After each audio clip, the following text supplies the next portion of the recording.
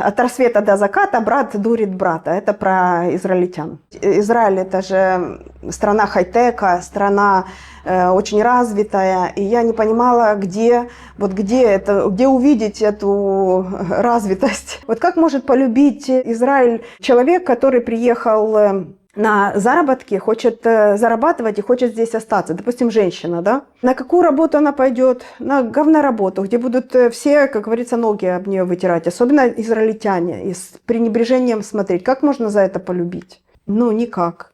Я не знаю, как полюбить. У израильтян есть такая особенность. Даже если они не умеют ничего делать, он будет кричать, что он умеет. Я считаю, глупо молчать. Вот прям вот реально глупо молчать. Почему молчать? Когда молчат, так на тебе тогда ездят в 2 раза больше. Кто везет, того и погоняют.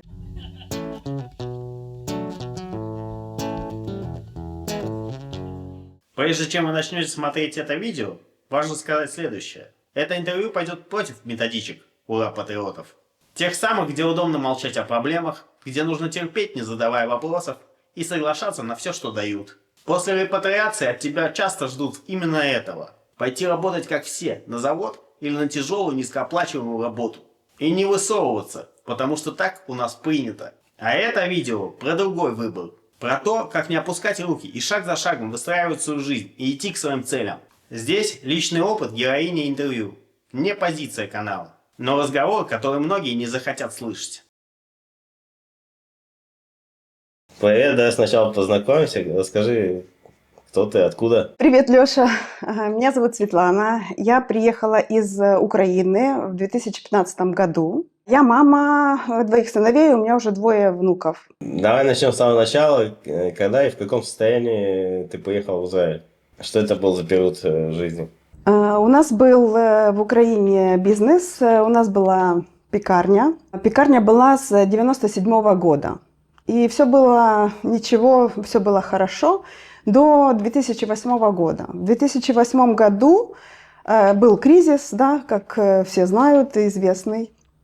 Мы на тот момент строили дом 3-этажный. И у нас получилась такая ситуация, когда курс доллара упал.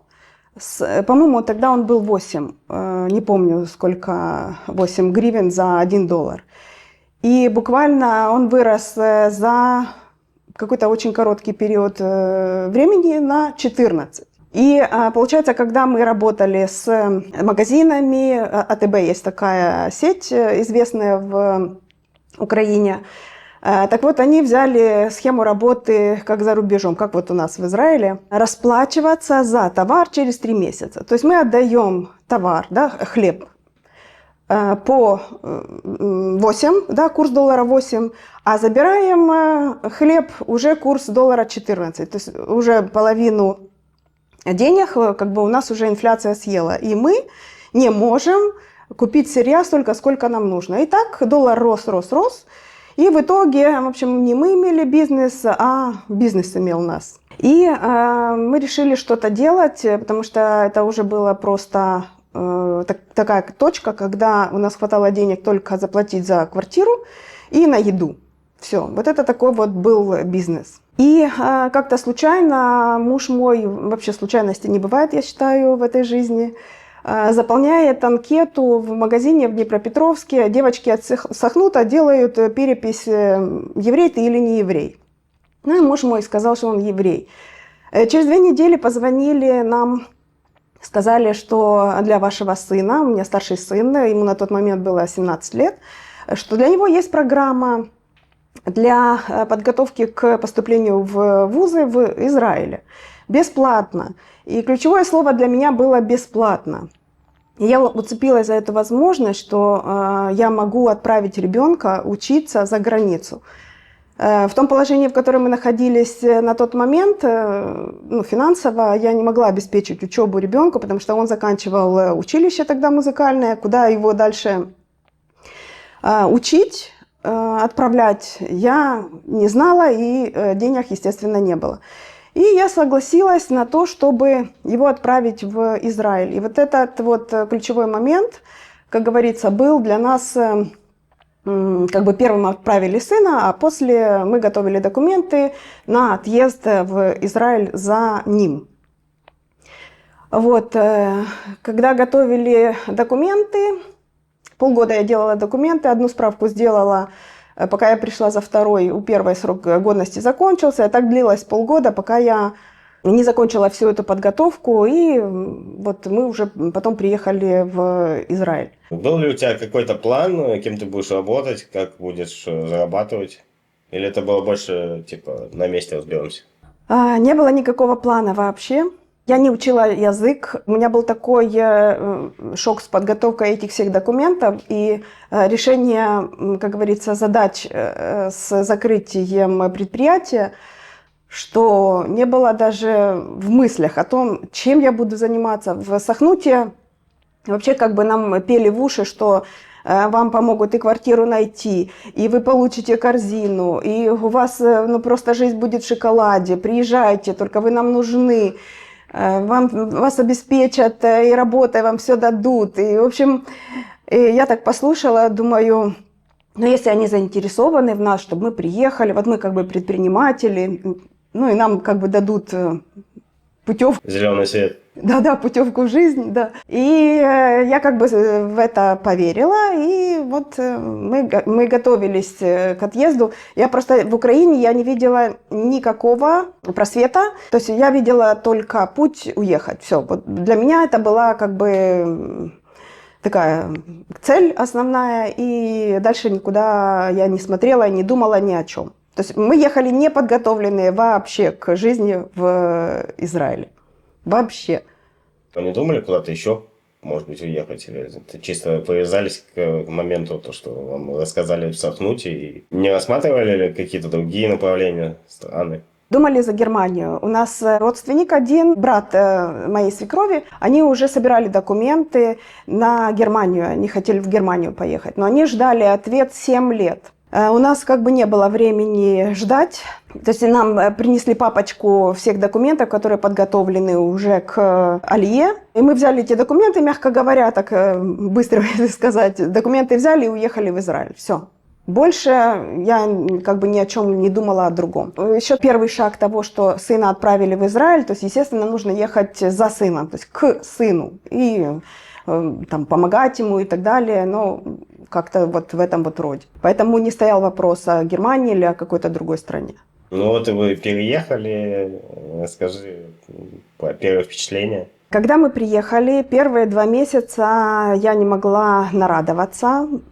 Первое, это потому что мы уехали из Украины. Мне она казалась такой уже прогнившей, что я больше не видела будущего в Украине для нас. Я фотографировала все цветочки, все деревья. В Украине я занималась цветочным бизнесом. Я продавала горшечные цветы. У тебя бизнес был и хлебопекарня, и горшочный бизнес. Да, но в основном хлебопекарней занимался муж. Я там ему помогала на подхвате, если что-то нужно. А у меня было свое направление, как бы. Так вот, я к чему веду, что я фотографировала все цветы. Я была в шоке, что в Израиле цветы достигают такого размера неимоверного. То есть я продавала вот такие цветочки, а они в Израиле с 5-этажный дом, мягко говоря. Это первые 2 месяца длилось. Потом немножечко так розовые очки начинают мутнеть, и я ходила, себя уговаривала в том, что как бы вот Израиль это же страна хай-тека, страна очень развитая, и я не понимала, где увидеть эту развитость, где. Думаю, в Украине скорость интернета уже намного больше. Здесь интернет ползучий, ну просто невозможно. На сайт ты заходишь, навигация ужасная, отвратительная, ты не можешь найти то, что тебе нужно. И я думаю, нет, мне это кажется, я просто не попала на то, что нужно. Мне вот как-то вот я себя вот так вот уговаривала. Это были твои первые впечатления, типа? Да. То есть на тот момент, 11 лет назад, Украина была более продвинутая, чем Израиль. Но я не могла в это поверить, потому что как бы мы об Израиле знаем, что вот Израиль такой вот мощный, такой вот развитый, а тут попадаешь, не все так развито, дома не очень в хорошем состоянии, как-то вот так. И я говорила, то есть вот для себя, что это только вот я попала в этот, в этот момент, как говорится, в эту лужу, а вот везде в Израиле намного лучше. Вот как-то вот такие вот у меня впечатления. Что касается людей, вот с кем я контактировала, то попадались все интеллигентные израильтяне, все в адеквате. Хозяйка квартиры у нас была очень адекватная женщина. Я прям, думаю, вот настоящая я интеллигентная еврейка. Вот прям вот она учительница, была в Санкт-Петербурге, преподавала в университете английский язык одно время. Ну, в общем, рассказывала о себе. Очень даже вот таких людей я встречала. Не было, как говорится, с самого начала никакого кидалова, как вот люди рассказывают, как у людей, у некоторых получается попасть в какие-то передряги не очень хорошие. Вот. Но потом случилось, что я пошла в Метапелет работать. А как так получилось, типа? Мы учились в Ульпане. Через 2 месяца проживания в Израиле мой муж пошел работать, потому что у него было такое состояние, говорит, я не понимаю, как это, я не могу обеспечить свою семью. Мы получали корзину, корзина была 5000. Мы жили в квартире со старшими детьми. Я муж, сын младший, сын старший и невестка. У нас была 4-комнатная квартира. Получается, вот мы все живем на 5000. Невестка пошла работать. 3500 стоит съем квартиры, плюс 1000, допустим, коммунальные услуги. То есть на еду у тебя вообще остается там копейки. Поэтому муж пошел работать. Ну и я думаю, как же, мне же надо мужу как-то помочь. Я на Украине, я вообще никогда не работала как вот на кого-то, только на себя. И я занималась так от безделья, скажем, изучала компьютер. Компьютер у моего старшего сына появился в 14 лет. То есть я уже была, как говорится, не девочка с нуля компьютер изучать, а вот, как говорится, методом тыка я изучала компьютер. И я начала работать в социальных сетях, что-то у меня получалось там продвигать какие-то вот каких-то экспертов по чуть-чуть, понемножку. Оформление страниц, вот такое вот. Это на Украине? Да, в Украине. И будучи с цветочным бизнесом, у меня еще и вот это вот было такое как хобби. Я решила полазить в интернете через Google Chrome, переводила через Google Translate работу. Какую работу здесь вот в Израиле можно найти? То есть я вообще не думала, что есть даже такая Метапелет работа. То есть для меня это очень новая профессия. Вот, я поискала, посмотрела, есть, да, требуются СММ-специалисты, но я не знала иврит. И вот это была моя самая главная ошибка в Израиле, что нужно было просто на ломаном иврите, какой бы я знала, просто идти, предлагать себя как СММ-специалиста, пусть даже, мягко говоря, бесплатно, но пробовать в эту сферу. Я испугалась, что я не смогу, потому что я не знаю иврит. И у нас в Ульпане девочка занималась Метапелет, работала. И вот она мне предложила. И я пошла работать в Метапелет. Можешь, как бы, извини, что перебиваю, объяснить пару моментов, типа, что значит Метапелет недословно, типа, в чем суть работы? Значит, Метапелет – это уход за пожилыми людьми. То есть ты им убираешь у них, допустим, в комнате, где обитает старик, да? Кушать готовишь, ходишь гуляешь, там некоторые соглашаются еще, чтобы мыть, памперсы менять и так далее. То есть мне, как новичку в этой конторе, ну, как говорится, в любом деле, в любом бизнесе, на любой работе новичку дают все самое худшее. Но мне дали самую такую бабушку, от которой отказывались все женщины. Значит, там не сколько бабушка, а сколько дочка ее мозг выносила. Значит, что она мне дала за работу? Я должна убирать в 3-комнатной квартире, по всей квартире, потому что бабушка якобы обитает по всей квартире. Готовить бабушке кушать, бабушку купать. Хотя я вообще не знала даже своих что я должна вообще делать. Моих действий я тоже не знала. То есть меня так кинули, и вот делай. Что говорят, то и делай. У меня было 4 часа у этой бабушки. Бабушка была просто божий одуванчик, но дочка, это просто, она за мной следила каждый шаг. Это, в общем, человек, который выедал тебе мозг ложечкой. Я приходила каждый день домой, и я плакала, у меня истерики были. Муж мне говорит: слушай, дорогая, мне такая помощь не нужна, мне нужна нормальная, здоровая жена. Он говорит: бросай эту работу. И вот я у этой бабушки проработала, по-моему, 3 месяца, и все. Я сказала, для меня эта работа закончилась навсегда. Я больше не хочу. Я хотела уйти, рассчитаться. Да? Я пришла на работу и говорю, плачу и говорю, что я не могу больше работать. А у меня эта женщина, HR-работник, спрашивает: а почему ты не можешь работать? Я ей все рассказываю. Она говорит: хорошо, я тебе дам бабушку, у меня есть бабушка, с которой нужно только гулять. И вот меня привели к бабушке. Сначала приводят, устраивают смотрины, чтобы бабушка посмотрела на метапеллет, которая будет с ней гулять. И тогда бабушка одобрит или я. То есть обоюдное согласие должно быть. Я зашла в квартиру к этой бабушке, прям как у меня дома. Все чистенько, красивенько. Бабушка живет с дочкой, все прям идеально. Так вот, последние полгода, которые я работала у этой бабушки, не я ее метапеллила, а она меня метапеллила. Я все это время морально восстанавливалась у этой бабушки. Извините, перебиваю. А можно сказать, в чем конкретно появлялось вот это гнобление предыдущей бабушки? Дочки, да? Значит, дочка не уходила из дома никогда, когда я была с бабушкой. То есть каждый шаг она мне диктовала, каждый шаг она говорила, что я делаю не так. Каждый шаг, что я здесь плохо убрала, унитаз воняет. Каждый раз, это было просто, когда ты ходишь, куда бы ты ни пошел, тебе все время что-то тюкают по голове. Она установила камеру, обычная камера, простая, камера поставила на шкаф и говорит: вот я за тобой слежу, смотри, вот камера. Думаю, боже, неужели ты меня за такую дурочку считаешь, что я не вижу, что это за камера, что это не слежение. В общем, она считала себя намного умнее, чем я, и этим всем ты приехала, хавай то, что схавала я. Это 3 месяца продержалось? Да.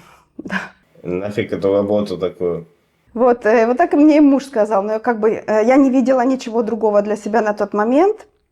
Я думаю, какие-то обязательства, надо хоть до какого-то логического конца дойти. В общем, логический конец был другой. И вот вторая бабушка была уже нормально? Да, она была раньше старшей медсестрой. И мы ходили с ней, разговаривали много, я с ней гуляла. В общем, о жизни говорили, обо всем говорили. И вот я морально успокоилась только с этой бабушкой. И после того, как я отработала, я поняла, что так, я уже готова дальше идти. И я пошла дальше искать себя в Израиле. Это год, получается, ты поработала? Да. И как ты вообще пришла к мысли начать какую-то новую профессию? Вторая работа моя была после метапеллет. Я пошла в Fox работать. Для чего пошла работать?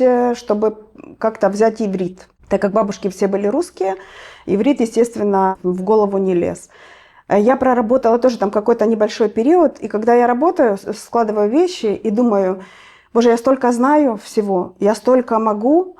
Как можно сидеть на этой работе, просто тупо складывать вещи, и тебе платят копейки за эту работу, ты никуда не двигаешься, никак не развиваешься. Я начала искать новую профессию. Просто открыла Google и забиваю «новая профессия». Вот так примитивно. И мне выпадает профессия – это организатор порядка. Думаю, порядок я люблю, организовывать порядок я тоже люблю. Думаю, что же это такое? И давай изучать. Я начала гуглить, что это вообще за профессия в Америке, где она востребована, где не востребована. В Америке эта профессия имеет государственную сертификацию даже вот так. То есть убирать в квартирах в плане не уборка, а наводить порядок в шкафах, организовывать на кухне там крупы, все, чтобы хозяйка не тратила много времени на кухне. То есть находить вещь за буквально 3 секунды. Я просто вот открыла, мне понравилась идея, и я дальше начала ее просто гуглить дальше. Смотреть, изучать, и мне это очень зашло, очень понравилось. Но профессия не как я сама работать, складывать вещи, все такое, а дальше учить людей этому, как говорится, этой профессии. То есть моя основная цель была сделать курсы, онлайн-курсы и продавать курсы. Вот это была моя как бы идея. Но для того, чтобы я могла продавать курсы и учить кого-то этой профессии, условие у девочек, которые этот курс продавали, было такое. Значит, ты 3 месяца проходишь сама организацию порядка как клиент. Да? Вот. То есть мы учились складывать шкафчики, да, складывать вещи. И я еще подумала, зачем мне учиться, если у меня и так дома порядок. А оказывается, тот порядок, который мы себе представляем, это совсем не то, что по вот, этой технологии организации пространств. Можешь рассказать, как вот пример повести, чтобы мы поняли, а то не совсем понятно рассказ. Давай возьмем кухню. Как, допустим, муж спрашивает у жены: дорогая, где сахар? Она говорит: посмотри в кладовке, в банке из-под огурцов, там написано, там, допустим, соль.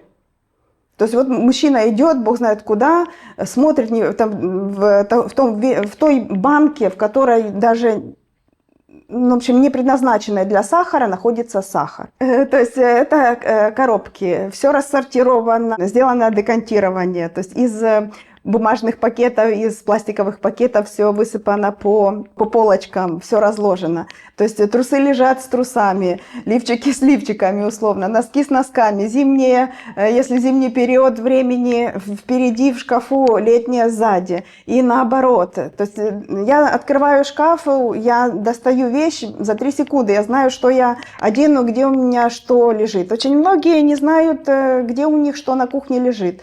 Где лежит, сколько у них половников, не знают, сколько у них лопаток для перемешивания, хотя должно быть все по одной. То есть все заточено на то, чтобы хозяйка имела очень упрощенный быт. Я не делаю генеральных уборок никогда в жизни. У меня уборка занимает максимум 15 минут. Вот на это все направлено, это профессия. Ну ты до этого по-другому как-то у тебя был порядок? Да, было по-другому, но я считала, что у меня как бы порядок. А оказывается, не все так идеально, как должно было быть. И типа, когда ты училась, ты видела, что ты сможешь зарабатывать этим?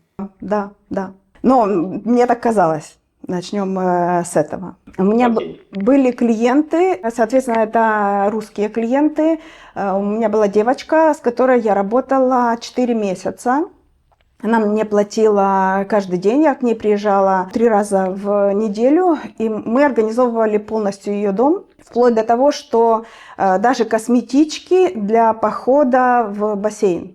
У каждого, у нее 2 детей, на каждого ребенка была косметичка, сложенная, все самое необходимое в эту косметичку. То есть мы организовывали даже вот такие вот мелочи. Вот, так как девушка была бизнес-леди, у нее времени на быт уходило очень много, ей нужна была вот помощь. И она пригласила меня. Вопрос только с оплатой. В Израиле русские, опять же, иврита у меня не было, то есть был какой-то минимальный иврит. Алиф я тогда закончила ульпан. На израильскую публику работать я не могла. Да и израильтяне не очень охотно вот именно в эту сферу берут русских. Они лучше работают с израильтянками. Русские на тот момент платили за уборку 50 шекелей, и как бы и моя профессия тоже это не уборка, я не мыла ни полы, ничего, нет, я просто приходила и помогала организовать, где должны, вплоть до того, что должны стоять кастрюли, сковородки и так далее. Это как бы больше связано с какими-то богатыми людьми или кто основные клиенты? Но мои основные клиенты были, конечно, не богатые люди, потому что как бы выход-то у меня куда был, как говорится, я в Фейсбуке вела свою страницу, давала рекламу, рекламировалась, и приглашали меня, естественно, только русские, и платить они могли только 50 шекелей в час. А израильтяне платят за эту профессию, за эту работу 250 шекелей в час. Я когда узнала, я сказала, все, я больше этим не занимаюсь, меня это просто, ну как, 250 и 50 как-то несовместимо. И я решила делать курсы онлайн, и продавать только онлайн. Я записала видеоролики, продавала курсы. Но почему вообще я, как говорится, закончила лично со своей деятельностью с продажей курсов? Я зашла, есть сайты, где сливаются все курсы. Типа складчик, я не знаю, знаешь ты? Типа, как бы бессмысленно получается? Ну, сейчас расскажу саму суть. Значит, на складчике кто-то один покупает мой курс, да? Я вкладываю тогда $1000 в рекламу, все деньги, которые были, как говорится. И захожу в складчик, а там мой курс висит, и все по 20 рублей. Скидывайтесь по 20 рублей, и вот, пожалуйста, берите курс. И там сидит 300 человек. Те, кто скинулись по 20 рублей и взяли мой курс. То есть ты как бы потратил $1000, чтобы этот курс записать, а кто-то на каких-то сайтах типа... Сливают их, просто сливают курсы. И что ты почувствовал тогда? Это как получается, на каждом шагу были какие-то эти плевки в лицо. Да. И я думаю, так, я эту лавочку прикрываю, надо идти дальше, надо что-то придумывать. Что было следующее? Почему пришла вообще мне идея продюсировать какие-то проекты? Я уже знала, как делать курсы, я знала, как продвигать бренд, я знала, как работать с соцсетями. Ну, в общем, всю эту кухню я уже все это знала, так как я все делала сама. У меня не было ни помощников, никого. С нами вместе на курсе училась девочка. У нас было вообще 6 человек, все были из разных стран. Была девочка из Эстонии, из Германии, еще там откуда-то были девчонки. Ну, в общем, я зашла посмотреть на аккаунт Инстаграма девочки с Германии. Захожу, у нее 3000 подписчиков. И я давай вбивать в Инстаграме на немецком языке организатор порядка и так далее. Потом я начала смотреть бренды на немецком рынке, такие как Zara, вот эти вот все известные и выше, Gucci и все такое. Значит, у них на тот момент, 11 лет назад, не было ни одного миллионника в Инстаграме аккаунта. А почему вообще как бы на немецкий рынок перешла из Израиля? Потому что девочка была из Германии. И почему я начала мониторить немецкий Инстаграм? Тогда, когда 11 лет назад в России, в Украине, вообще на постсоветском пространстве Инстаграм уже был заезженный, уже настолько в нем там все варились, Германия была пустая. То есть немцы, они очень такие, короче, они боятся всего нового. И где-то там, если они там оставят свой e-mail, все, это для них катастрофа, все на их личную жизнь покушаются, все проблема, все это залезли к ним в кошелек и в жизнь. Вот, поэтому они боялись этого всего, и из-за этого Инстаграм был не развит. И я пишу этой девочке, что я знаю, как продвигаться именно вот в этой нише организация порядка. Я знаю, как курсы создать, ну, в общем, все, как продвинуть тебя как эксперта, я знаю. Хочешь, я могу тебе помочь. Моя цена такая-то, давай работать. Эта девушка, кто она была? Мы вместе с ней учились на курсе организации порядка. Этот курс онлайн. правильно? Да, это курс онлайн, все онлайн. На каком языке? На английском? На русском. А на русском? Она знает русский, мы учились на русском. Она русская, она вообще откуда-то из России, я не помню откуда. Она знает немецкий. Продвигали мы все на немецком языке. Мы стартанули, начали вести страницу, сделали курс, в общем, все подготовили. Все было заточено на немецкую аудиторию. Посты писали, я давала все ей. Хотя эксперт, она сама эксперт, она очень грамотный специалист в этой области. Все сделали, и вот первая выручка у нас была, это 1000 евро. Мы сделали вот на курсе. И потом, как закрутилось, все, и пошло. На тот момент, когда мы расстались с экспертом, у нее было 375 тысяч подписчиков в Инстаграме. Ну, за другие сети я не беру, как бы основная работа была в Инстаграме. То есть вы там продавали как бы курсы или что? Да, продавали курсы, у нас было несколько продуктов, был календарь уборки. Единственное, я скажу, что немецкая аудитория и русская, да, будем говорить, вот постсоветского пространства, аудитория – это разные вещи. То, что заходит на русскую аудиторию, не заходит на немецкую. То есть все нужно было адаптировать под немцев. И у немцев все очень примитивно. То есть у нас был календарь, который… Просто на каждый день было задание. Это было настолько примитивно, допустим, выбросить разбитую чашку, постирать полотенца кухонные, там, вот такое вот было. И он продавался, там, на 10 тысяч евро в месяц он продавался вот последние месяцы, когда мы были. Ну, что пошло не так? Мы проработали 5 лет вместе. Знаешь, когда, ну что такое бизнес, да? Это не всегда прикольно, не всегда хорошо, не всегда гладко. Иногда бывают ошибки, иногда бывают какие-то проблемы, с которыми нужно как-то справляться или тянуть эти проблемы, если они нерешаемы на этом этапе. Ну вот получилось как... Самый основной продукт в этой нише был это клуб, женский клуб по организации порядка. У меня знакомый, он работал в Виксе аналитиком, и он мне подсказал, что можно написать приложение. То есть мы о приложении мы думали давно. Работали мы в Телеграме. Клуб был в Телеграме. Но Телеграм немцы не очень любили, потому что, опять же, все новое для Германии, это уже как бы проблемы для них. Мы решили сделать свое закрытое приложение. Когда сделали приложение, там была одна единственная ошибка. Это когда оставляет клиент комментарий, и ты отвечаешь на этот комментарий. Комментарий этот не прикрепляется к верхнему, падает вниз. Кстати, на Ютубе тоже. Это я тоже заметила. Прямо, и это как бы, ну, тоже не есть хорошо. Это было то же самое у нас в приложении. Почему это было как ошибка? То есть в YouTube мы типа принимаем, да, а там у нас мы не принимали. Да, то есть не прикрепился ответ к этому комментарию. То есть человеку, чтобы увидеть ответ, ему нужно прочитать всю ленту комментариев и тогда найти свой ответ. Вот это была единственная ошибка в приложении. Платформа Wix, я не знаю, знаешь ты или нет, очень известная платформа. Конструктор сайта. Да. Ну, у них очень много продуктов. Ну, в общем, вот это приложение было, это один из продуктов.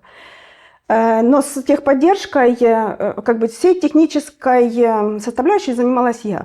Я переписывалась с техподдержкой. Я пишу этому парню, который меня привел, как говорится, в эту. Это вообще не его компетенция, у него совершенно другая работа. Я ему пишу, говорю, Даня, помоги мне. Говорю, техподдержка не может решить мне этот вопрос. И вот этот год или больше года не могли решить эту техническую проблему. Хотя он говорит, это решается, я не знаю, я не программист, якобы это решается на чик-чак. Самое прикольное, я пишу в техподдержку. Сегодня я создаю заявку, да? Спасибо, мы приняли заявку, вернемся к вам завтра. Возвращается ко мне завтра другой человек. В чем проблема? Я ему переписываю то, что я писала вчерашнему человеку. Спасибо, мы вернемся к вам завтра. И так, вот это все. Короче, когда доходит на конец недели, мне дают опять левого человека, то есть нового человека, и я ему всю переписку, которая была в течение недели, я ему переписываю. Это просто была жесть. Короче, решить проблему я эту не могла. И вот у нас из-за этой проблемы начались, ну, скажем так, разногласия. Ну, а потом еще и деньги. Как правило, когда большие деньги или же несостыковка в целях, то начинается, ну, как бы уже разногласие. И что произошло? Закончили этот проект или что? Нет, проект существует, он дальше работает, наверное. Я не знаю, я как бы закрыла эту страницу своей жизни, и я больше... Мы все друг друга заблокировали, чтобы... Рассорились? Нет, не рассорились, просто расстались. У нас обороты последний, вот предпоследний месяц, когда мы расстались, были 250 000 евро в месяц.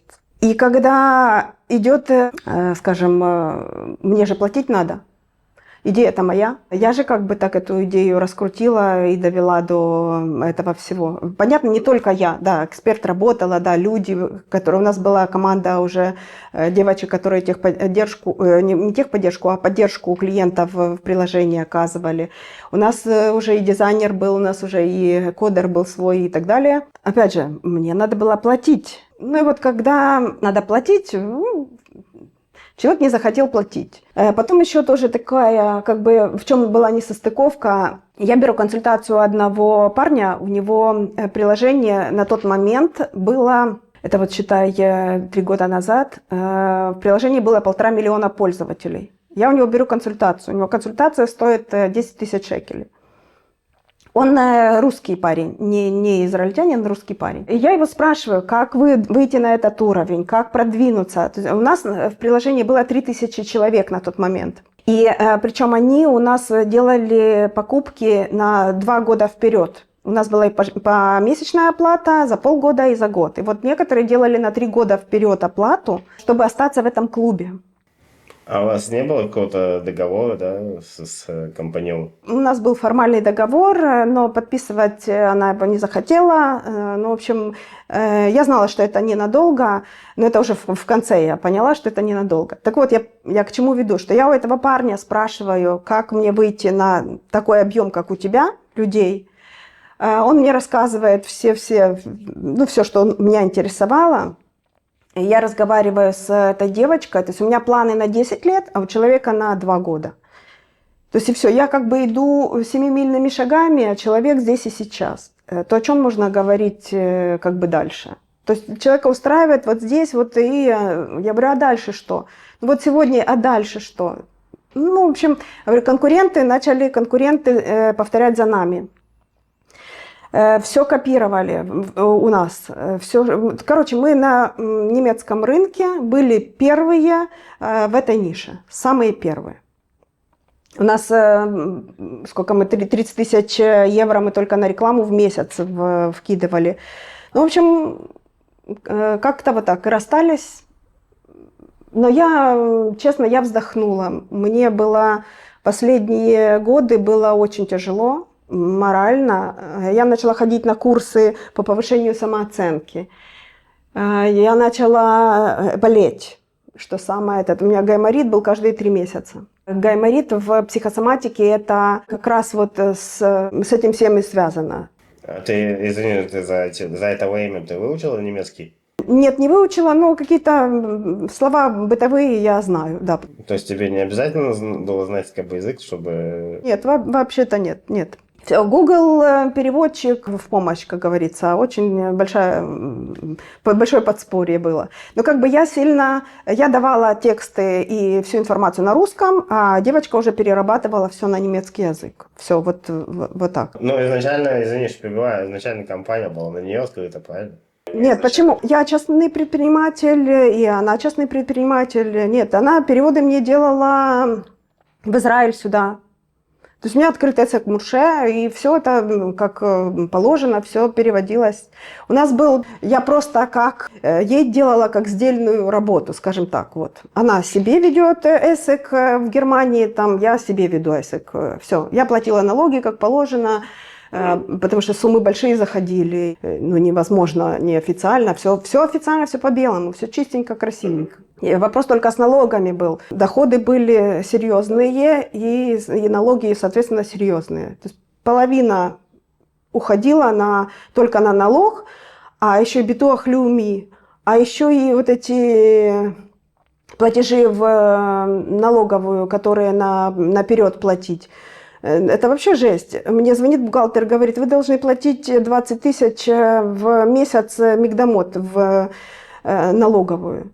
А я говорю, в смысле, подождите, я только работаю, и 20 тысяч я должна заплатить. Она, ну, у вас доходы большие, чтобы у вас в конце года не вышел большой платеж. Я говорю, так дайте мне хоть посмотреть на эти деньги. Дайте мне хоть порадоваться им. Потому что не было каких-то расходов, не? У меня вообще не было расходов. Какие же расходы у меня? Я делаю онлайн. Интернет у меня расходы. Все. Интернет, свет, арнона, вот это. Вот эти все расходы. Больше расходов как таковых не было. Израиль как бы не настроен на вот это, на новые технологии. Здесь тоже, типа, как в Германии, да? Не любят ничего нового. Интернет-сфера бизнеса, она другая. Там нету расходов, как, например, есть там грузоперевозки. Ну конечно. И типа, почему Израиль не подумает и не создаст какие специальные условия для людей, кто занимается интернет-бизнесом? Не знаю. Ну, в принципе, смотри, единственный плюс в этом бизнесе был, я не платила НДС. Потому что между странами, если ты работаешь, ты не платишь НДС. Думаю, если бы я еще НДС платила, и расходов у меня нет, то вообще просто труба была бы, чуть ли не в ноль. И что, получается, сейчас ты без работы? Нет, почему? У меня сейчас Etsy, знаешь, что такое Etsy, платформа Etsy? Нет. Это сайт для рукодельниц. У меня там 3 магазина. Это когда произошло? Ну, это вот буквально год, как я занимаюсь этим всем. Но как бы... Ну, расскажи вкратце, типа, после того, как ты закончила заниматься этим бизнесом, что ты продолжила делать? Я решила пойти в ТикТок. У меня, так как я в этом во всем крутилась, работала, у меня много знакомых, кто зарабатывал в ТикТоке на тот момент. Я не знаю, как сейчас, потому что я уже с ТикТоком не работаю. В ТикТоке, израильский ТикТок, не платит ничего. То есть блогеры, которые зарабатывают в ТикТоке израильские, они зарабатывают только на рекламе на сторонней. Сам ТикТок не платит денег. А Германия, Англия, Франция и Америка, еще какая-то 5-я страна, я не помню, не все платят за просмотры. То есть как YouTube. И примерно та же самая за 1000 просмотров, там 0 евро или что, или 1 евро, вот сейчас не помню точно. В общем, я пришла в ТикТок с целью зарабатывать. Ты типа открыла немецкий ТикТок или что? Нет, я начала вести ТикТок про Израиль, про свою жизнь, про себя. Я и закончила вообще с организацией порядка вместе с тем проектом. Закрыла страницу и все. Я вообще даже не хотела в продюсирование идти никуда. Мне уже муж говорил, возьми себе кого-то из Израиля, там найди девочку какую-то, продюсируй, это же деньги, все. А у меня такое отторжение было, что я не хотела вообще связываться с людьми. Вот это как раз та пословица, когда чем больше узнаешь людей, тем больше нравятся собаки. Вот у меня было состояние, что я не хотела видеть людей вообще. И я не хотела отвечать ни за чей результат. То есть по-любому, если ты продюсируешь какой-то проект, ты в ответе за результат. Логично, правда? Вот. И я как подумала, что это нужно начинать все с нуля. Еще и на израильский рынок это другая специфика, потому что то, что в Германии можно вытирать пыль 1 раз в месяц. В Израиле можно 1 раз в месяц вытирать пыль. Каждый день надо тереть пыль на люстрах и везде, и везде. То есть это уже по-другому нужно строить. Но опять же, если в это заходить, то с этим можно было разобраться. Но я решила никого не брать вообще, а только зависеть от себя. Вот почему я и пошла в ТикТок. ТикТок у меня пошел очень быстро. Я купила у одной девочки консультацию. Вообще стараюсь брать личные консультации, потому что пусть это дорого, но это дает быстрый старт. И вот я буквально там за пару месяцев набрала 3000 человек в израильском ТикТоке. И тут я узнаю, что американский, там, немецкий и английский ТикТок платят, оказывается, деньги за просмотры видео. Думаю, что же я бесплатно тут работаю в этом израильском ТикТоке? Я открываю новый аккаунт, покупаю курс по ТикТоку у нового человека, плачу ему 400 евро. Он мне присылает симку из Франции. Я покупаю французский ТикТок. А как ты нашла вот этот момент? Чисто в Гугле. Набрала в Гугле. И мне выпал парень, видео парня. То есть сколько раз ты писала что-то в Гугле, ни разу не натыкалась на каких-то мошенников? Не, вот ты знаешь, нет. Просто всегда пишешь в Гугле, тебе все выдается, как в американских фильмах, знаешь, сразу нашел что-то. Никогда никаких обманов, ни мошенников, ничего. Все четко работает. Ну вот я как бы анализирую, что да как, и потом делаю выводы. Как бы мне показалось, что человек дело говорит, и... И все, он прислал тебе симку. Да, он мне прислал симку, еще там какой-то курс он сделал, но потом оказалось, где-то через какой-то период времени, я ему заплатила тогда 400 евро, а симка стоит 10 евро. И некоторые ребята, кто там тоже у этого человека учились, потом говорили, так мы за 30 евро типа курс продаем уже с симкой. Говорю, ну понятно. Ну думаю, ладно, заплатила уже, что же сделаешь. Но все-таки чуть-чуть обманул. Да, чуть-чуть мошенник оказался, но я те деньги вернула легко, причем довольно-таки быстро. И это сработало? Это работает? Мне тоже пора начать. ТикТок? ТикТок немецкий. Пожалуйста. То есть ты покупаешь немецкую симку, но ведешь его на том языке, какой тебе хочется, неважно. И люди будут из Израиля смотреть, это работает? Да, единственное, что ты не можешь запускать, это рекламу. То есть твое продвижение будет только органическим, или же вот эти трансляции прямые. Ну и что, и как? Короче, я людей стала сторониться после этого проекта. После предыдущего? Да, после организации порядка. Я решила, что я буду вести ТикТок молча. То есть я снимала видеоролики, накладывала текст и музыку. Все. Это как, типа, ничего не говоря? Ничего не говоря, просто вот шел текст. И это, типа, работало? Да, и набирала просмотры, просто нужно знать, что снимать. Сколько ты зарабатывала с этого? Ну, сейчас дойдем. Я начала снимать про Израиль. Сначала про себя, про свою жизнь, как бы это залетело. Начинаешь зарабатывать в ТикТоке с 10 тысяч подписчиков. Когда 10 тысяч набираешь, все, ты переваливаешь, уже тогда у тебя и оплата, и всякие разные плюшки, и ты можешь участвовать в всяких конкурсах, и рекламных акциях, и так далее. В общем, началась война. И я первая... Вот нас бомбят, а я записываю видео. Просто стою на кухне и записываю, что нас бомбит Газа. И сразу же выкладываю этот ролик в ТикТок. За 10 минут я набрала 2,100 миллиона просмотров. Что-то такое. Мой ролик видели все, кто только мог. Ко мне начали звонить с Америки, с Канады друзья, спрашивать, как вы там живы, не живы и так далее.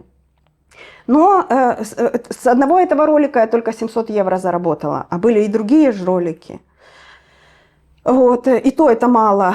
Я должна была вообще 2000 евро заработать с этого ролика. Но, в общем, сама суть в чем? Что очень быстро TikTok просто-напросто закрыл все, что было про войну в Израиле. У меня сын старший живет на Кипре, он мне пишет: мама, покажи свой ролик, который набрал 2 миллиона. Я ему присылаю скриншот. У меня ролик первый в закрепленном сообщении висит первый. Он говорит: мама, его нет. Он присылает свой скриншот, у него нету. То есть все, что касалось войны в Израиле, те страны, которые не хотели, чтобы об этом люди знали, они просто тупо закрывали эту информацию, а от Палестины, как говорится, показывали все. Почему у людей сложилось такое мнение, что Израиль напал на бедную несчастную Газу и так далее? То есть людям просто не показывают то, что нужно. Даже не то, что нужно, а наоборот, показывают то, что им нужно с их точки зрения, а правду не показывают. Короче, все блогеры начали жаловаться. То есть, если у меня ролики были с просмотрами около 100 тысяч, они резко упали на 10. Короче, смотрели только одни израильтяне мои ролики. То есть просто тупо TikTok зациклил всех израильские аккаунты на Израиль. Все, больше никому ролики не показывались. Вот и все. И лавочка прикрылась, где-то год я проработала, может быть, чуть больше, я уже не помню сколько. И сколько всего ты заработал с ТикТока? Я не помню сколько, надо зайти посмотреть. Но вот буквально месяца 3 только деньги выводила, а потом все. Вот считай, пока я набирала подписчиков в ТикТоке на израильском аккаунте, время прошло. Потом, пока я до 10 дошла, тысяч, тоже время прошло. И вот мое счастье длилось недолго. Вот и все. И потом что делал? Потом что я делала? Потом я купила курс по Амазону. Ты еще и на Амазоне продаешь? Сейчас нет. Я ушла с Амазона и ушла буквально вот в этом году, в 25-м году. Классная тема, очень интересная, но очень много нужно вливаний. Очень много, считай, 2 года. Все время я вливала деньги в рекламу, все это, а выхлопа не было. Как бы продажи есть, да, но тебе нужно в рекламу все время вкидывать. Потом очень много чего я не знала в Амазоне, вообще там по всем ключевым словам давала рекламу, у меня реклама на 5000 евро уходила. Ну, в общем, короче, это было такое... Извини, что перебиваю, это типа ты сама делала или через кого-то? Сама, все делала сама. Курс прошла, тоже индивидуальное обучение я купила, прошла курс, все сделала сама. Открыла английскую компанию, это делается, кстати, очень легко и просто, и работала только на Англию, продавала только на Англию. Вот. И потом, почему, опять же, тоже я перестала, потому что Англия вышла из Евросоюза, и нужно было платить НДС. Это 20%, и эти 20% ложатся на свою цену, ты конкурировать не можешь. В общем, короче, приехали. А так, чтобы в израильских работ у тебя не было? Нет. И не собираюсь, и стараюсь себя оградить от этого как можно больше. Я не хочу ни на кого работать вообще. А как у твоего мужа сложилось? Мы когда сюда приехали, он вообще у меня баланс и аудит предприятий, у него профессия, то есть бухгалтерия предприятий. Мы когда приехали сюда, нам же тут в уши подули, что крутая профессия, давай, все у тебя получится. Мы перевели его диплом, все подтвердили, дали нам 2-ю степень, ему 2-ю степень. И пошел он устраиваться на работу. Значит, на работе ему сказали, значит, ты начинаешь с нуля, у тебя зарплата будет 3500 шекелей. А у меня только съем квартиры 3500 шекелей. И муж мой такой поставил, посмотрел, говорит, вы вообще, говорит, в своем уме?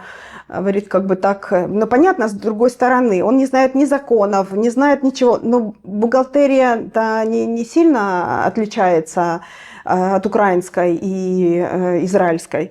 Да, законы другие, но посчитать цифры это одно же и то же. Ну, в общем, муж мой сказал, что я не буду этой фигней заниматься, мне нужно кормить семью, и пошел работать, ставить перила, балконные перила в новых домах. Он пошел к русским, тогда ему платили 350 шекелей в день. Естественно, русских всех по зарплате урезали. Когда ребята, скажем, уже не новые репатрианты зарабатывали намного больше, чем 350 шекелей в день. Первая работа его была в пекарне. Он пошел как бы по физической работе? Да, он пошел по физической, да. И сейчас он тоже работает физически, но больше... Сейчас расскажу, кем он работает. Почему он пошел в пекарню? Кстати, пекарня была это все-таки самая первая его работа, потому что это то, что он умеет, то, что он знает. Бизнес-то в Украине пекарня был. Вот. Но сам хозяин пекарни, он хотел запустить ржаной хлеб в продажу на закваске. Самый прикол в том, что закваска в помещении, в котором он работал, где в Израиле же в помещениях кондиционеры, закваска просто не подходила, ну, в общем, не было реакции. То есть, короче, она не созревала, эта закваска. В общем, не получилось все это с хлебом, вся эта ситуация. Он тоже проработал там буквально месяца 3 и ушел.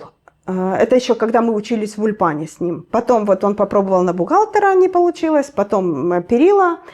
А потом получилось, что наш старший сын решил, сын-то здесь у нас намного больше времени, чем мы, он знает очень хорошо иврит, он армию прошел, и он решил открыть бизнес свой.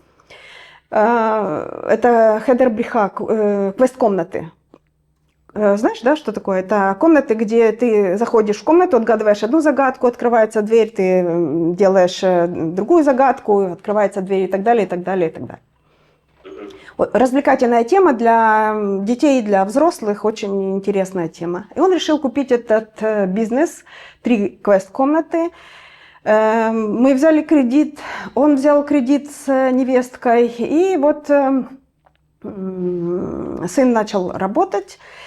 И сын купил франшизу у самой крупной сети в Израиле квест-комнат. Русские ребята тоже ей владеют. И вот этим ребятам в эту сеть нужен был человек, который будет ремонтировать загадки в этих квест-комнатах. А муж мой такой очумелые ручки, помимо того, что мозг работает, он еще и руками работает. Вот, и он пошел в эту компанию, и он уже много лет в ней работает. И до сих пор работает? Да, и до сих пор. А вот я знаю, что типа что-то с этим бизнесом не пошло, да, у детей? У сына не то, что не пошло, а дети мои уехали, старшие, отдыхать до 7 октября за 3 дня на Кипр. Они с друзьями сняли дом с бассейном, в общем, решили отдохнуть. И невестка говорит, я хочу поехать с маленьким рюкзачком, чтобы без чемоданов, без ничего, налегке, отдохнуть налегке. И заканчивается, вот, как говорится, 3 дня проходит, и начинается война 7 октября. И мои дети решают, что они не возвращаются в Израиль. То есть они так и остались на Кипре. И здесь дети потом продали, у них 2 бизнеса было. У невестки свой, она занималась организацией праздников детских, а у сына квест-комнаты. Вот они продали оба бизнеса. А какие были предпосылки к этому? Им не нравилось жить в Израиле или что? Нет, не в этом дело. У моей невестки есть сестра. Когда началась война в Украине 24 февраля, да, ее муж сестры, вот они мечтали о Португалии все время. Когда они приехали на границу, мужа не выпустили. И получается, жена с ребенком уехала, а муж остался. И вот мой сын не захотел, чтобы было так и в их семье. Он говорит, я не хочу, чтобы моя жена воспитывала моих детей одна. Почему? Сын мой служил здесь в армии на масаитах. Это грузовики, которые с прицепами большими. Танки возят? Да, танки возил, снаряды большие возил, в общем, такие тяжеловесы. Вот его забрали бы первым, потому что они, будучи на Кипре, командир ему звонил раз 5, он говорит, я не брал трубку, не знал, что ответить ему. Говорит, а потом все-таки взял трубку и говорю, что я типа на Кипре отдыхаю. Он говорит, пришли мне обратный билет, он прислал. А в итоге они от него отстали. Почему? Так названивали все время, чтобы его уже забрать в армию. Он ни разу не был в Милуиме за все годы после армии, а чтобы сесть за руль масаита, этого грузовика большого, нужно год откатать, потому что забывается практика, если практики нет, то забывается. И командир говорит, ладно, год, ты нам, в общем, бесполезен, год тебя учить, чтобы ты вспомнил, как водить этот автомобиль.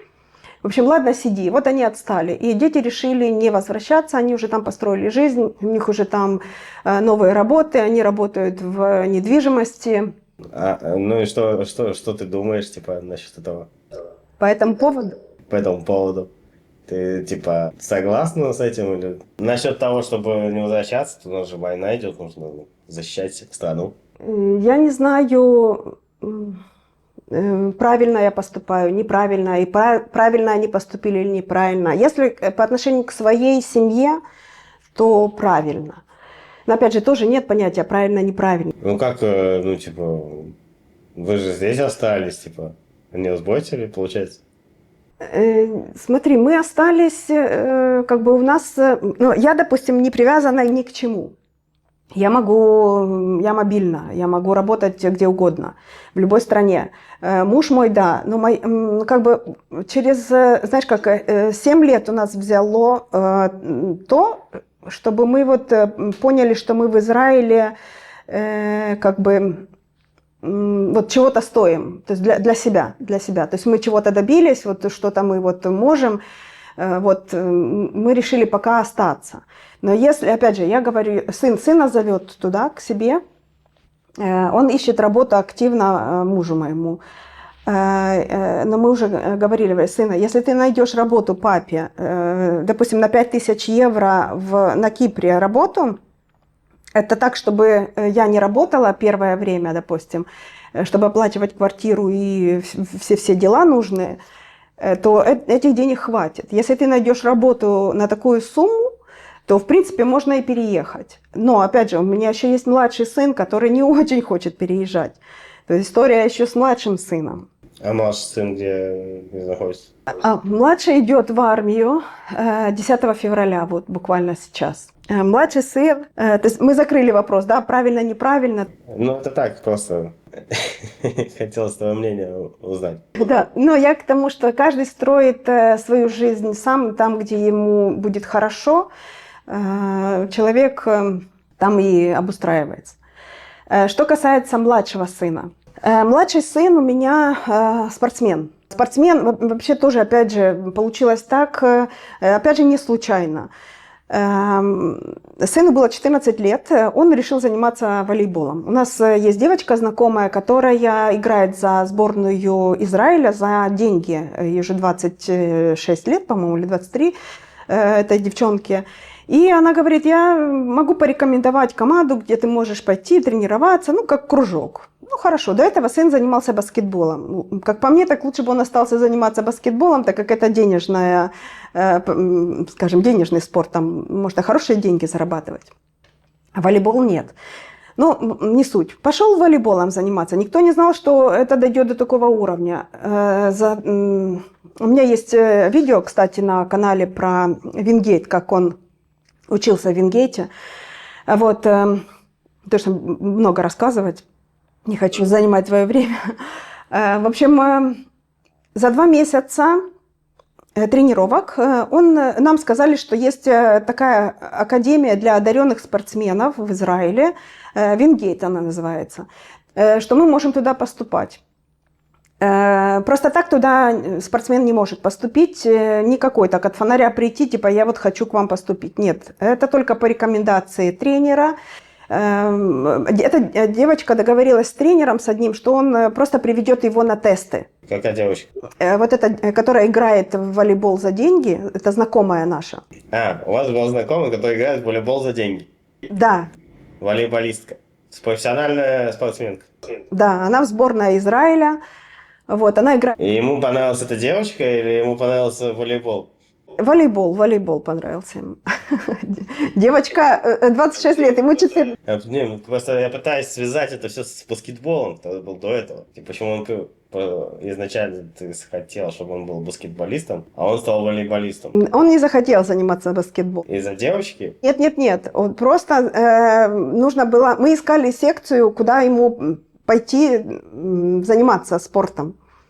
И вот он выбрал волейбол только потому, что вот там девчонка Катя за деньги, зарабатывает деньги на волейболе. Вот, его это тоже зацепило, вот и он решил. Ну, хорошо. Скажешь, прикольно. Да, хорошо. Она договорилась там с тренером, с одним, что его, когда проходят в Вингейт, нужно пройти тесты специальные.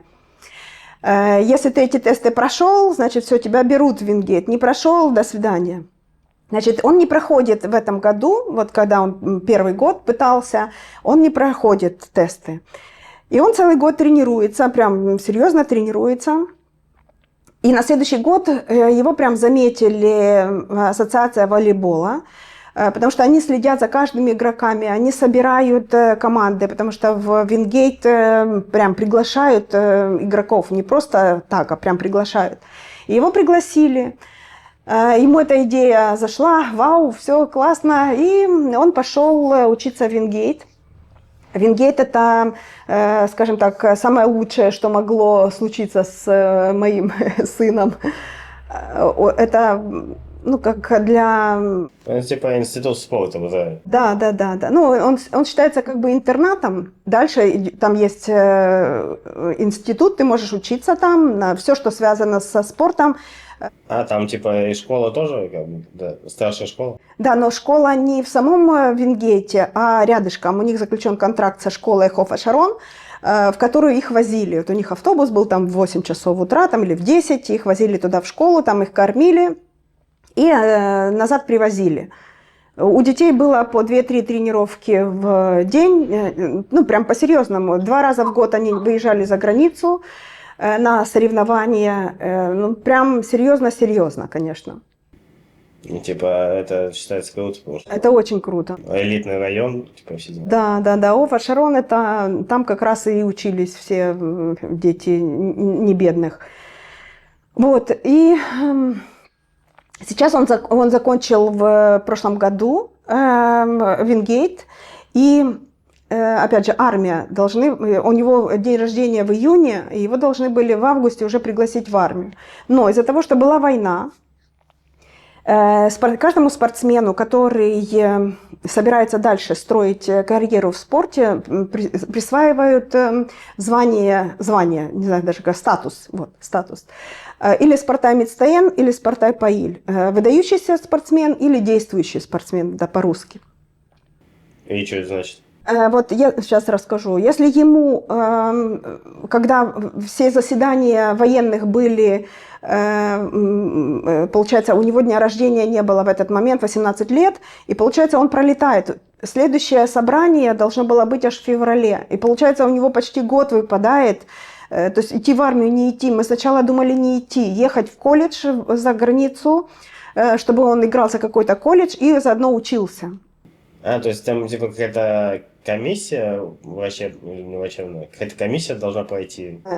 Да, военная комиссия, которая присуждает эти статусы. Они могут дать статус, могут не дать статус. От чего зависит? Вот сначала моему малому не дали статус. Ему поставили поваром на корабле.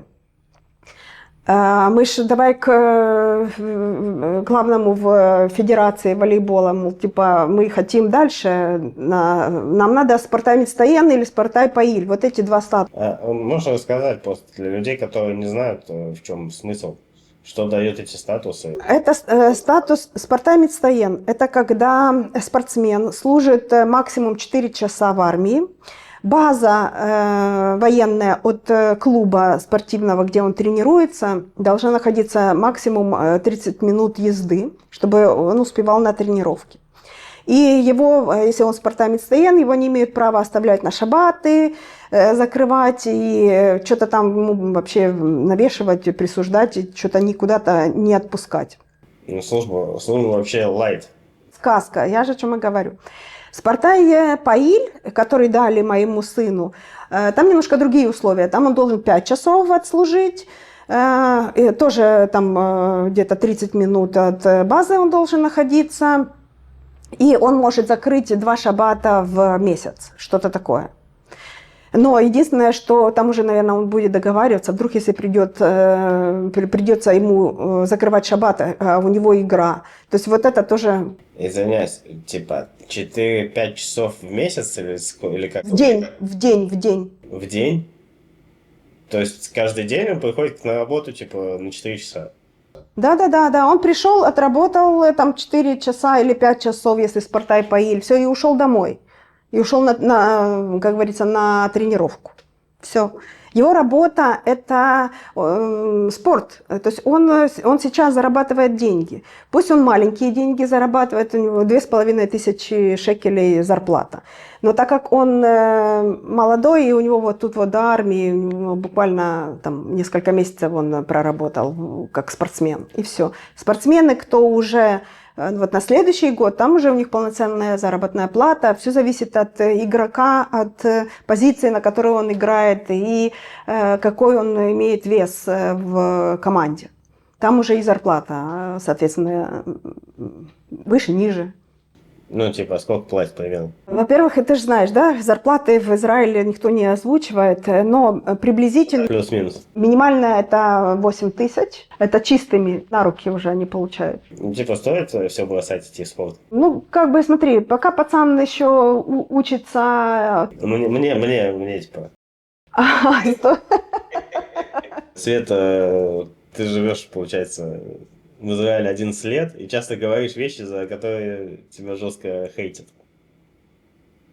Есть такое. Давай честно, что тебя в Израиле реально бесит, с чем ты не можешь смириться? Во-первых, мне очень не нравится отношение израильтян, не всех. Я ни в коем случае не хочу всех под одну гребенку. Это первое, о чем, как поступает в основном, особенно мужчины, они сразу орут. Вот эта тактика нападения меня просто выводит из себя. Не суть разобраться в проблеме, допустим, там, или в ситуации, а сразу ор.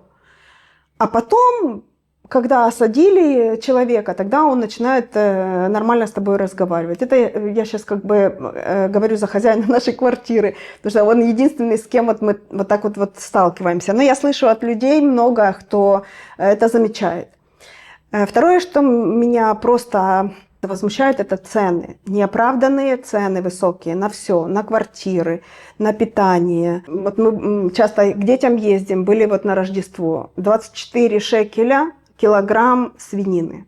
Стейки. Как вам это нравится? 24 шекеля. Мой муж ел свинину утром, днем и вечером. Он говорит, дай мне насладиться. Очень вкусная еда на Кипре. Почему у нас эта еда не может быть вкусной? Почему? Там, опять же, меня раньше как-то все устраивало.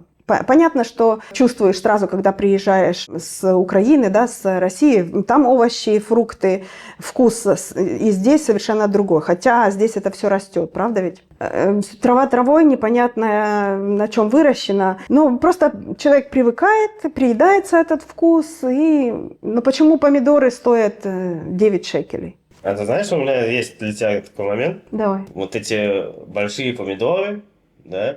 Насчет огурцов с пупырышками, этого не знаю точно, но вот большие помидоры, как там, да, они здесь есть. Просто они все на экспорт идут, а на внутренний рынок такого, не идут. На внутренний рынок идут помидоры с белой сердцевиной. Вот, это я тоже знаю. Типа как, да? Все здесь есть, но к нам не поступает. Да.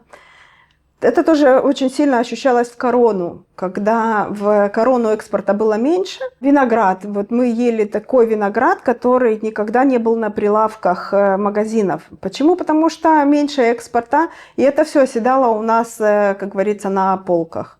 И никому, никто не задается никакими вопросами, все нормально. Ну, ты знаешь, я не знаю, вообще израильтяне как бы народ такой, который там выбьют все, что хочешь. Почему они для себя не выбивают вот элементарные вещи? Почему не бастуют? Ну, может, да, проходят какие-то забастовки где-то там, не знаю, я с этим не сталкиваюсь. Но почему они молчат? Да, израильтяне такие, как бы, такой народ, который, если что, вдруг, чуть что, сразу начинают бастовать, там, кричать, там, да, наглые и все такое. 100%. А почему за это они молчат? Почему за цены на квартиры они молчат? Потому что их устраивает, знаешь. Это, опять же, ко мне пришла когда-то женщина одна и говорит, ой, так все дорого, и цены такие высокие. Я говорю, так она, ой, у меня еще квартира есть, я 40 лет назад купила квартиру, там от бабушки, видно, осталась квартира. Я думаю, а что ж тогда мне говорить? Я еще 7 тысяч, у меня квартира выходит, я 7 тысяч дарю дяде за съем, и я молчу. Ну вот поэтому и как бы они насчет квартиры не бастуют, потому что они сами эти квартиры издают. Да, вот. Не, ну вот овощи непонятно на самом деле. Тут есть, например, картошка, которая фиолетовая внутри. То есть она идет на экспорт в Англию, там в какой-то сезон. Они едят это пюре фиолетовое из такой картошки, которая здесь растет у нас. Есть вот такая вот картошка из такого размера. Она не идет к нам на прилавке, она идет все на экспорт. Там любая есть картошка, любого размера, типа, там она идет по сортам. А к нам попадает какая-то картошка, которая на второй день уже растет или гниет. Ну, я не знаю, почему так вот к внутреннему рынку такое отношение. Вот честно, не знаю. Ладно, мы русские там мы молчим. Но почему молчат те же арабы? Почему молчат израильтяне? Почему? Ну, так, ну, я не знаю, мне вот это непонятно. Не знаю, даже без слов, честно. Нормально ли, по-твоему, платить высокую цену за аренду и за Арнону? Вообще вот налог Арнона. Вообще это ненормально. Скажем, на Кипре нет Арноны. Там в очень многих странах нет Арноны. Она есть только в Израиле почему-то. Как мне когда-то тоже видео я записывала про Арнону. Человек мне, комментатор, написал, что это деньги для коррумпирования, как говорится. Какие-то мафиози местные эти деньги делят, и потом, не знаю, что они там с ними делают, отмывают как-то, 20 раз асфальт ложат на одном и том же месте. Ну, я условно, не знаю. Есть такая пословица «брат дурит брата». От рассвета до заката брат дурит брата. Это про израильтян. Ну, ты знаешь, какое слово нужно было вставить. Обманывают, да? Да. Но это не оправдано. Цены просто взвинченные, конечно. Но я скажу, что на Кипре вот мои дети, они платят 1400 евро за первый этаж дома. Тоже как бы не маленькая сумма, да, если на шекели перевести.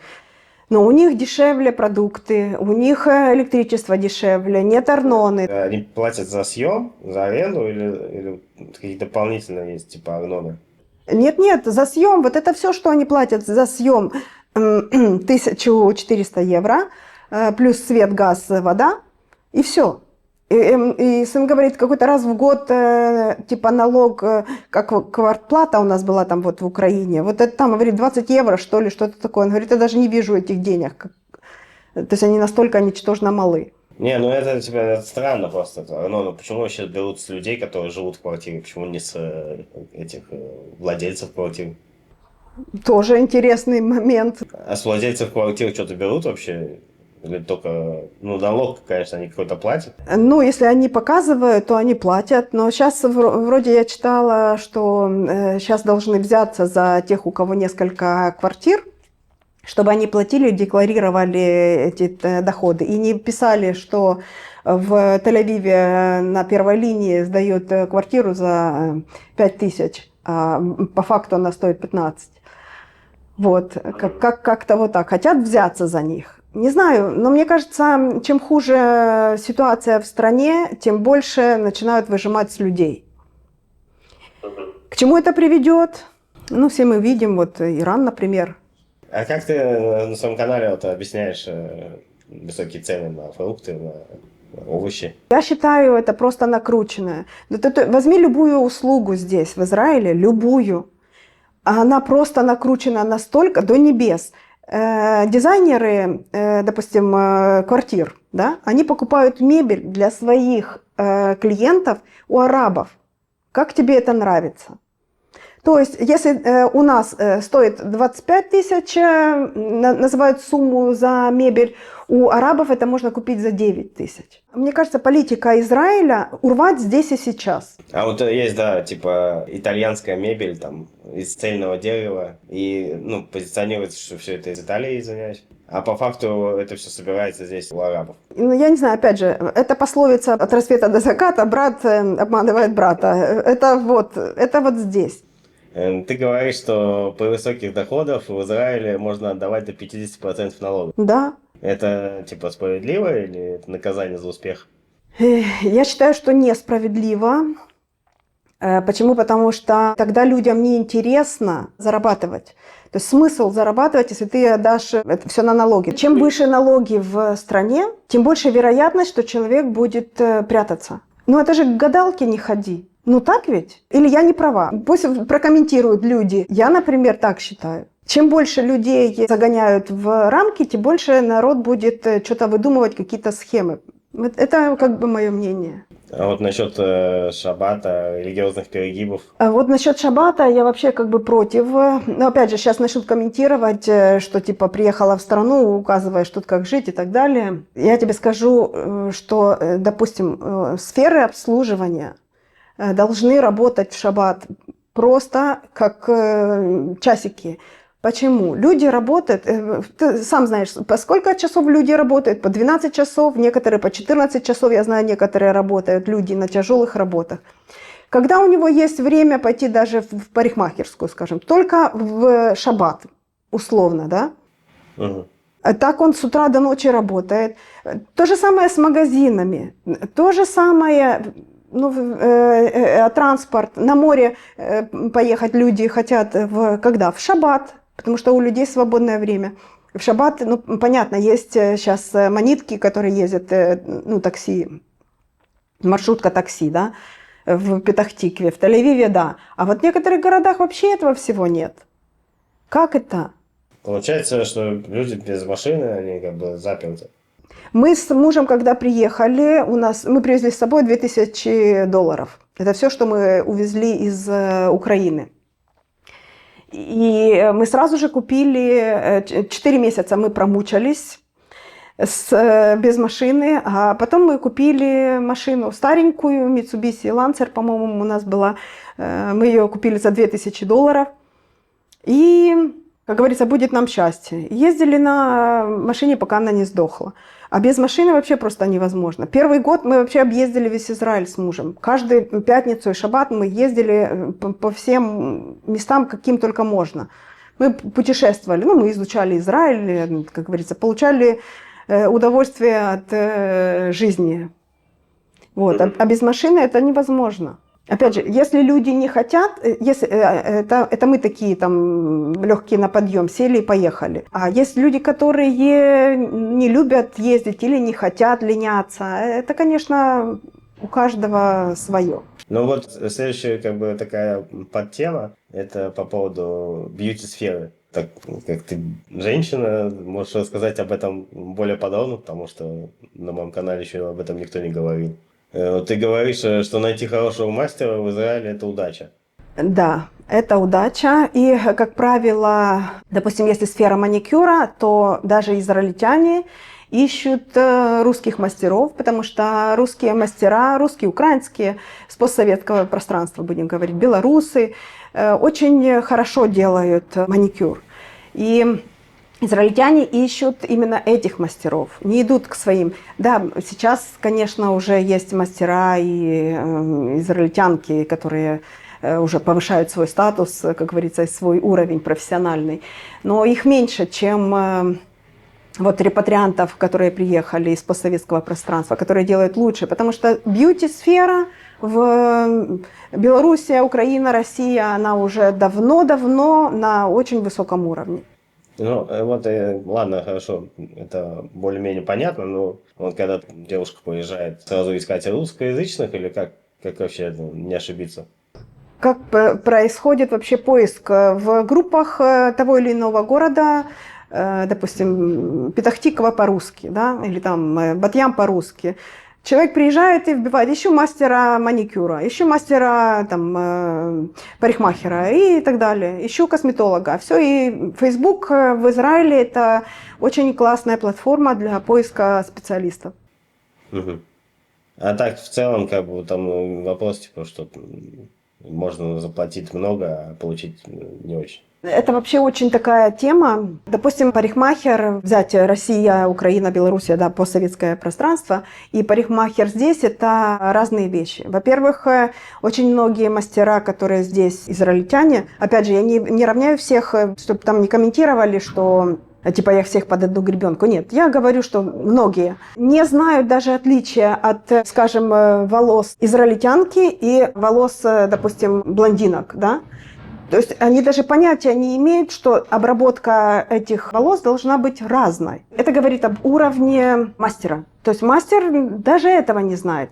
Поэтому это такие профессии, вот маникюр, косметология, парикмахерское искусство – это такие профессии, в которых нужно расти постоянно, всегда. И если, допустим, я вижу мастера маникюра, работают по той технике, которая миллион лет уже никто не работает, они работают по этой же технике здесь, в Израиле.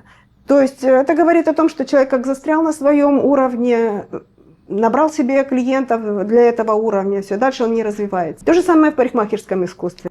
Что касается Тель-Авива, допустим, в Тель-Авиве стрижка стоит 250 шекелей. У нас 150 шекелей условно, да? И то это на дому. На дому можно и меньше найти. А у вас-то где? Здесь, в Петах-Тикве. Я не сказала, что я из Петах-Тиквы, да? Ну, в общем, мастер, который в Тель-Авиве, у них, допустим, сложная покраска стоит 2000 шекелей. Может, сейчас уже и больше стоит эта покраска, не знаю. Мастер, который берет такие деньги, ну, по идее, мы думаем, что он должен сделать все идеально. В итоге он делает не идеально. То же самое перманентный макияж. То есть ты приходишь к супермастеру, ты хочешь супер брови, да, а в итоге ты выходишь не с супер бровями. Это может касаться не только израильских мастеров, но и русскоязычных мастеров. Поэтому как бы только методом тыка выбирать, по-другому никак. Каждый ищет под себя человека, который будет его устраивать. Я думаю, что это и в России, и в Украине тоже мы также искали. Но тут это очень сильно чувствуется, очень. Особенно вот если ты приходишь к мужчине, парикмахеру, это не факт, что он тебя хорошо пострижет, и не факт, что он умеет это делать.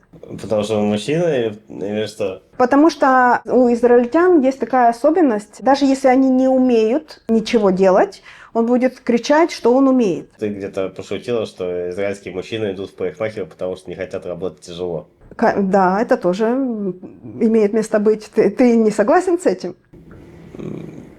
Не знаю, возможно. Ну, хотя парикмахер это тоже не легкая работа. Но опять же, тут очень много тонкостей. И особенно вот это свойственно мужчинам, когда мужчина сферу не очень хорошо знает, но он в грудь себя бьет, я профи. А в итоге он не профи, будем говорить так. Вот, поэтому то, что говорят израильтяне, нужно фильтровать и нужно как бы так намотать себе на ус. Что их даже слова «коль беседер» – это не всегда «коль беседер».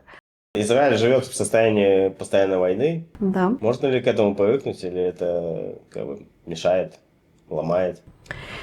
Смотри, вот, до иранской войны, до вот этой вот последней, я как бы была вообще уверена в Израиле. Мы же все знаем, да, что Израиль там у нас самая крутая армия, там все дела. Но вот после 7 октября все стало на свои места. Как бы, да, дети хотят служить на классных этих там должностях в армии, и хотят как бы так и развивать Израиль, и поднимать его. Вот не знаю почему, но именно вот после 7 октября, когда были взрывы в Тель-Авиве, мы, кстати, были в этот момент в Тель-Авиве, и чисто случайно, опять же, это не случайно, мы забежали в Мамат, в Рамат-Гане мы были, и был такой свист, было так страшно, мы просто закрыли дверь, и был бум, огромный сильный бум. Я после этого выхожу в балкон поливать цветы и думаю, зачем я поливаю их? Все равно же могут разбомбить. Вот представь вот такое состояние. То есть, как бы, если суждено, как говорится, умереть, то ты умрешь там, где тебе суждено. Прячься, не прячься.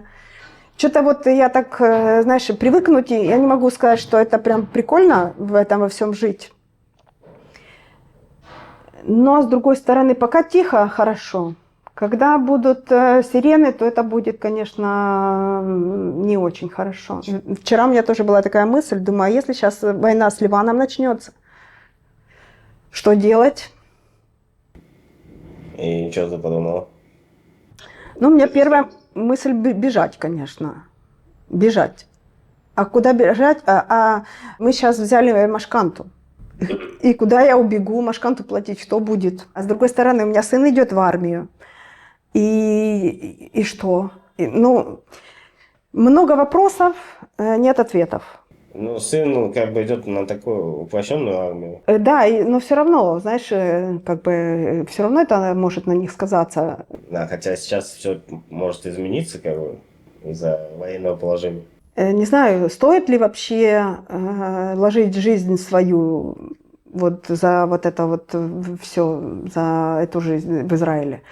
Не знаю, как бы нет у меня ответов. Единственное, что у меня, как бы, я не знаю, знаешь ты, что португальское посольство всем ашкеназам, по-моему, да, не помню, тем, кто выходцы из Португалии, из Испании, им всем давало гражданство или очередь на гражданство, на португальский паспорт.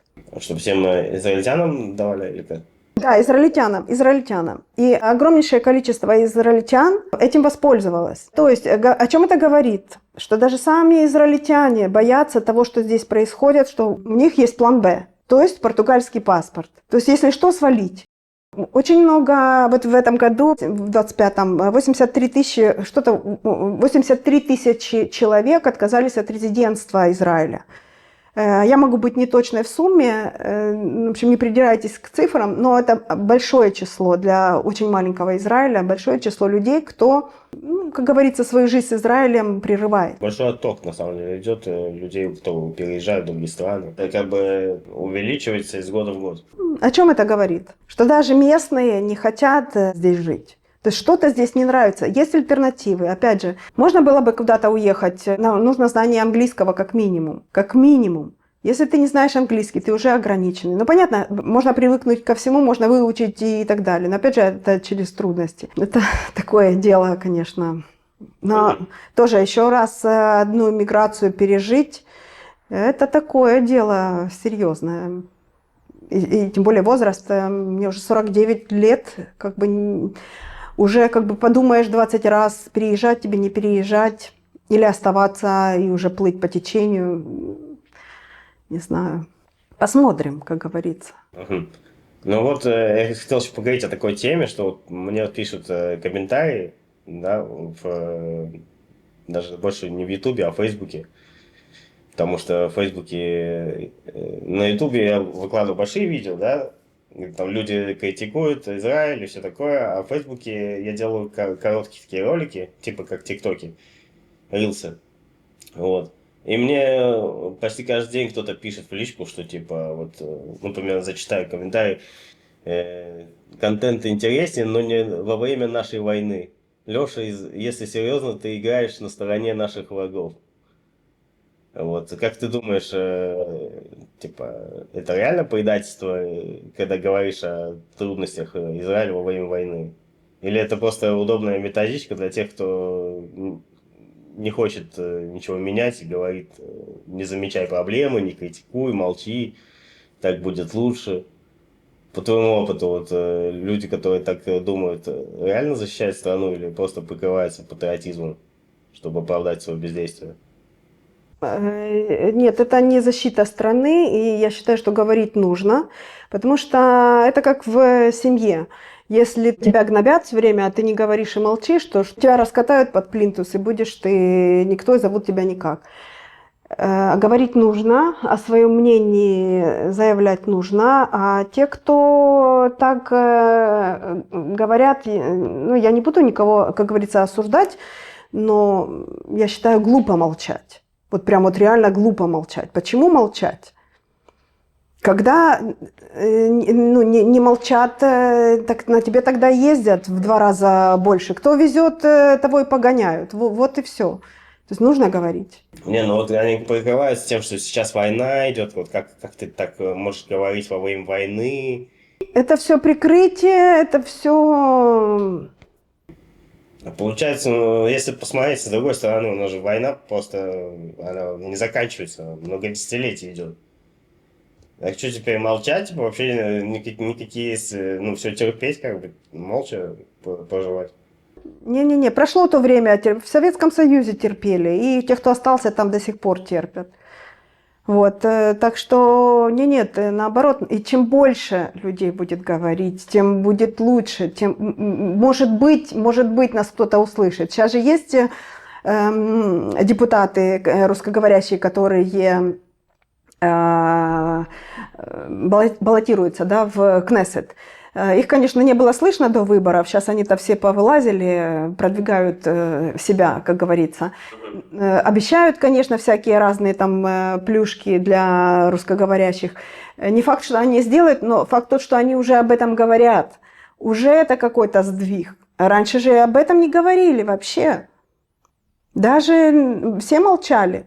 А почему молчали? Вот тоже вопрос. Ну, потому что нас так воспитали молчать, ничего не говорить. Я считаю, нужно говорить обо всем, что не устраивает. Понятно, что мы не можем входить в чужой дом со своими законами, как говорится, там, и чего-то там требовать. Но это элементарные вещи, от которых страдают не только вот, русскоговорящее население, а и израильтяне сами же страдают. Только они тоже молчат, потому что все равно у них плюшек больше, чем у русских и репатриантов. А где вот, по-твоему, проходит граница между любовью к стране и слепым оправданием всего подряд? Потому что люди пишут, типа, у нас тут молоко, мед, нужно просто любить Израиль, типа, вы не любите Израиль. Полюби Израиль, и он полюбит тебя. Вот это все. И он тебя полюбит, да, знаю. Прошли мы это тоже. Да невозможно любить страну. Как ты любишь страну? Ты любишь за что-то, да? Вот тебя устраивает климат, тебя устраивает там то-то, то-то, то-то, то-то. Вот ты в этом находишься, тебе классно. Вот ты за это любишь. Вот как может полюбить Израиль человек, который приехал на заработки, хочет зарабатывать и хочет здесь остаться? Допустим, женщина, да? На какую работу она пойдет? На говноработу, где будут все, как говорится, ноги об нее вытирать. Особенно израильтяне, и с пренебрежением смотреть. Как можно за это полюбить? И из-за этого вытекает вообще ненависть ко всему народу израильскому, вообще ко всему Израилю. Как можно его полюбить за это? Ну, никак. То есть, как бы, я не знаю, как полюбить. Вот меня, допустим, меня устраивает климат, меня устраивает там, ну, много чего. Дороги мне нравятся, они получше, чем в Украине. Там много, вот за это мне нравится. Но есть куча всего, чего мне не нравится. Проще перечислить то, что мне не нравится в Израиле, то, что меня не устраивает в плане, не в том плане, сейчас комменты будут такие, тут приехала, тут начинает рассказывать, что ей не нравится, едь отсюда. Знаем мы эти комментарии, этих комментаторов, но в Украине мне тоже что-то не нравилось, что-то нравилось. Не может нравиться все в любой стране. Где-то есть плюсы, где-то есть минусы. То есть ты либо принимаешь это, либо ты не принимаешь. То есть ты или хаваешь, что об тебя все ноги вытирают, или ты не хаваешь это. То есть вот как бы вот так. То есть или ты доказываешь, что ты есть кто-то, или ты не доказываешь. А вот насчет медицины и квот, ты поднимала где-то в своих роликах эту тему. Почему, по-твоему, очереди по полгода, врачей все равно не хватает? Большинство врачей арабской национальности. Ну, это вот как-то в последнее время все это началось. В начале, 11 лет назад такого не было. Столько не было арабов ни в аптеках, ни врачей не было. Я считаю, это огромное упущение правительства Израиля. о том, что вот они об этом не беспокоятся. Во-первых, нехватка врачей, это первое. Второе, даже не принятие врачей, которые готовы работать, готовы приехать, и вот прям вот они готовы реально, их не берут. Во-первых, они должны пройти 7 кругов ада, чтобы подтвердить свой профессионализм в этом плане, и им всячески мешают это сделать. Я не понимаю вообще вот эту тему в Израиле. Приехал специалист, проверь его, сделай экзамен ему. Да, да, нет, нет. Зачем ты его мучаешь? Зачем он должен идти на какие-то курсы, на какие-то... Проверь его окончательную вот бумажку. Все, если написано, что он там профессор, да, проверь его как профессора, все, и дальше дай ему работать. Нет. Надо поиздеваться, надо погнобить, надо его... Вот это просто жесть. И то, что... Опять же, это все политика. Это все такая грязь. Если арабское население сейчас заполонило все больницы, аптеки и так далее, то есть это кому-то выгодно. То есть это кто-то этому способствует, правильно? То есть мы знаем, да, что... Я уже тоже говорила в видео, что для арабов и эфиопов в университетах есть... Они сдают экзамены по заниженным этим потребностям, как правильно? Да, да, они не должны знать меньше, скажем так, чем тот же израильтянин или тот же русский. Все. Опять же, это тоже политика. То есть сказали, что должны быть, как правило, это все делается, должны быть, допустим, арабские врачи, там, допустим, должно быть арабских врачей там 80%, там 15 израильтян, а там 5 русские и эфиопы, если попадутся. Ну, условно. Вот, кстати, не видела ни одного эфиопа-врача в Израиле. Ни одного. Я тоже не видел, если честно. Да, ну вот. Что касается, допустим, хирургии, то здесь асы. Особенно вот, это то, что вот с чем столкнулась я. У меня ребенок повредил в Вингете руку.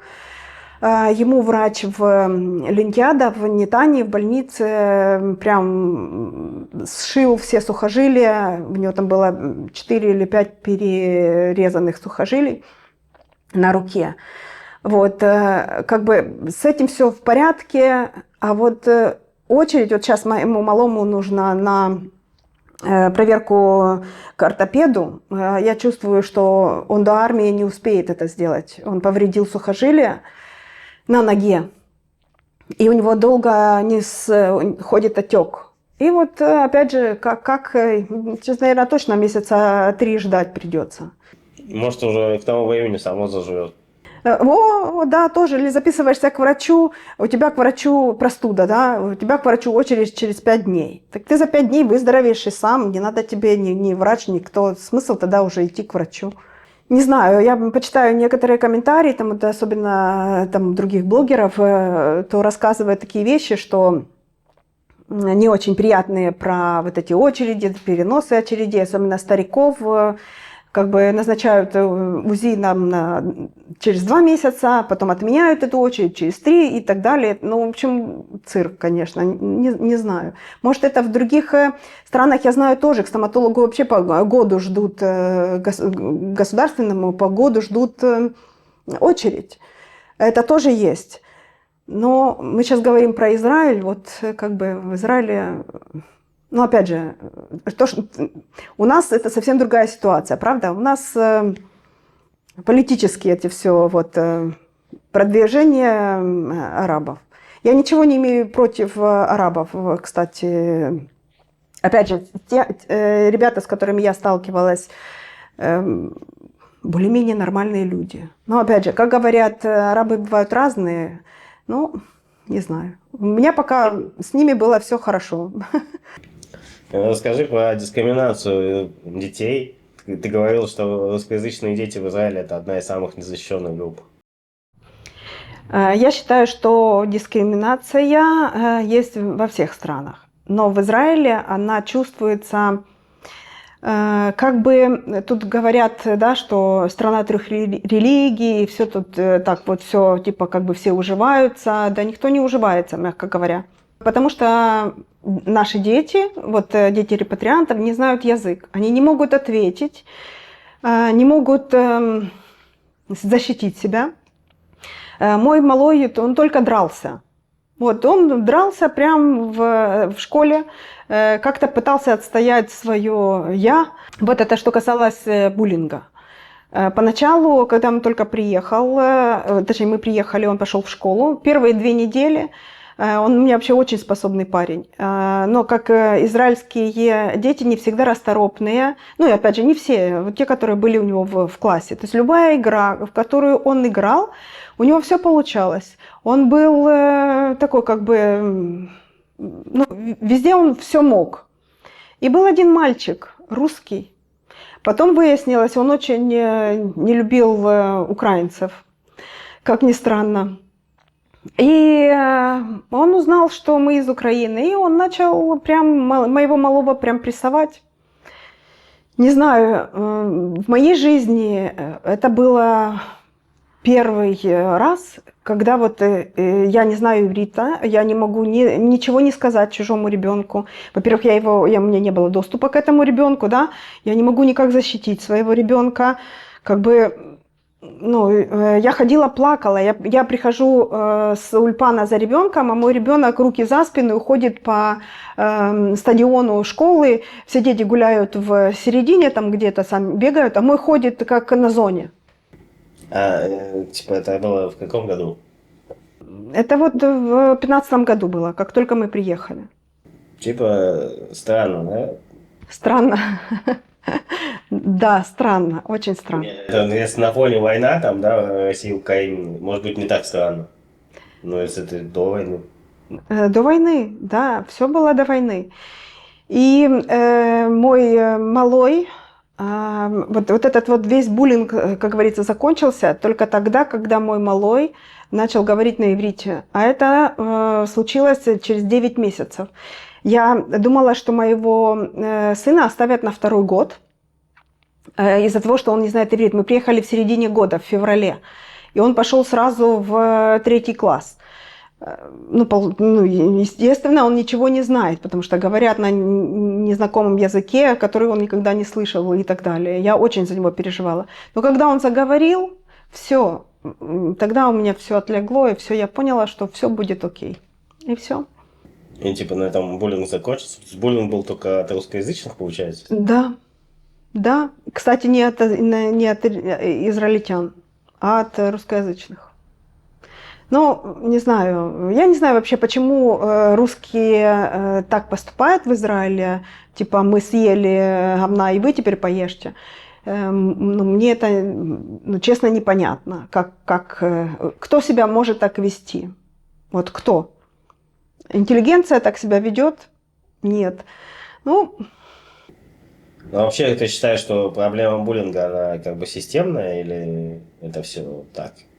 я думаю, что да, что все сталкиваются с этим. Все, абсолютно все. И вот единственное, что я искала школу, другую, не та, которая возле дома была, а там, где были русские дети и русские учителя. Это, есть такая школа, Мафет, по-моему, она называется, в Тель-Авиве, где учатся русские ребята, русские учителя есть. Но почему-то на тот момент для меня была закрыта эта информация. Я не знаю почему, я не знала, как вообще туда добраться, до этой школы. Вот как-то вот так. А как ты узнала, что есть такая школа? От знакомой. От знакомой, которая жила здесь, в Израиле, больше 25 лет они жили, она вот мне рассказывала, где есть что-то. Вот. Сейчас я знаю детей даже из этой школы. Мой малой там был у друзей. Так что эта школа, реально существует. Это как бы интернат, школа-интернат. То есть, по факту, люди, когда просто это немножко от темы, люди, когда переезжают, им никто ничего не рассказывает. Нужно только все от знакомых. Если у тебя нет знакомых, которые тебе расскажут, то ты ничего не узнаешь. Да, даже элементарное. Мы приехали в Холон.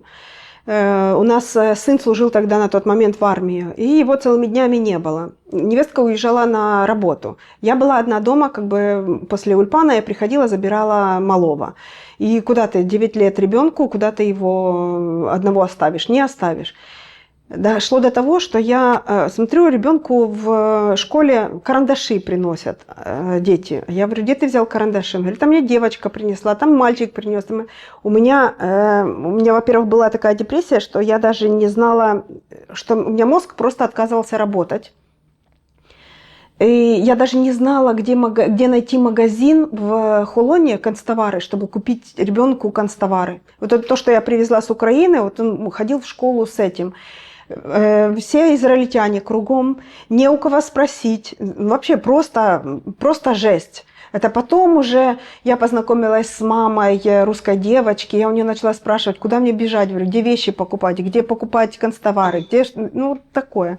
Просто мне часто пишут, вот, типа, что есть вся информация в интернете, типа. Ничего подобного. 11 лет назад не было того в интернете, что есть сейчас. Не было. Не было ни каналов об Израиле, не было, очень мало информации было. Вот не надо рассказывать, знаешь, что есть все в интернете. Не все. И на тот момент не все было. А Мисрат Клита – это вообще отдельная история. Это просто жесть. Мы пришли к своему консультанту. Первое, что я спросила, перевести на иврит диплом мужа. Она сказала, это не моя компетенция, я это делать не буду. Я говорю, а что в вашу компетенцию входит? Вы нам ни жилье не помогли найти, не помогли счет в банке открыть. Все делал наш сын старший.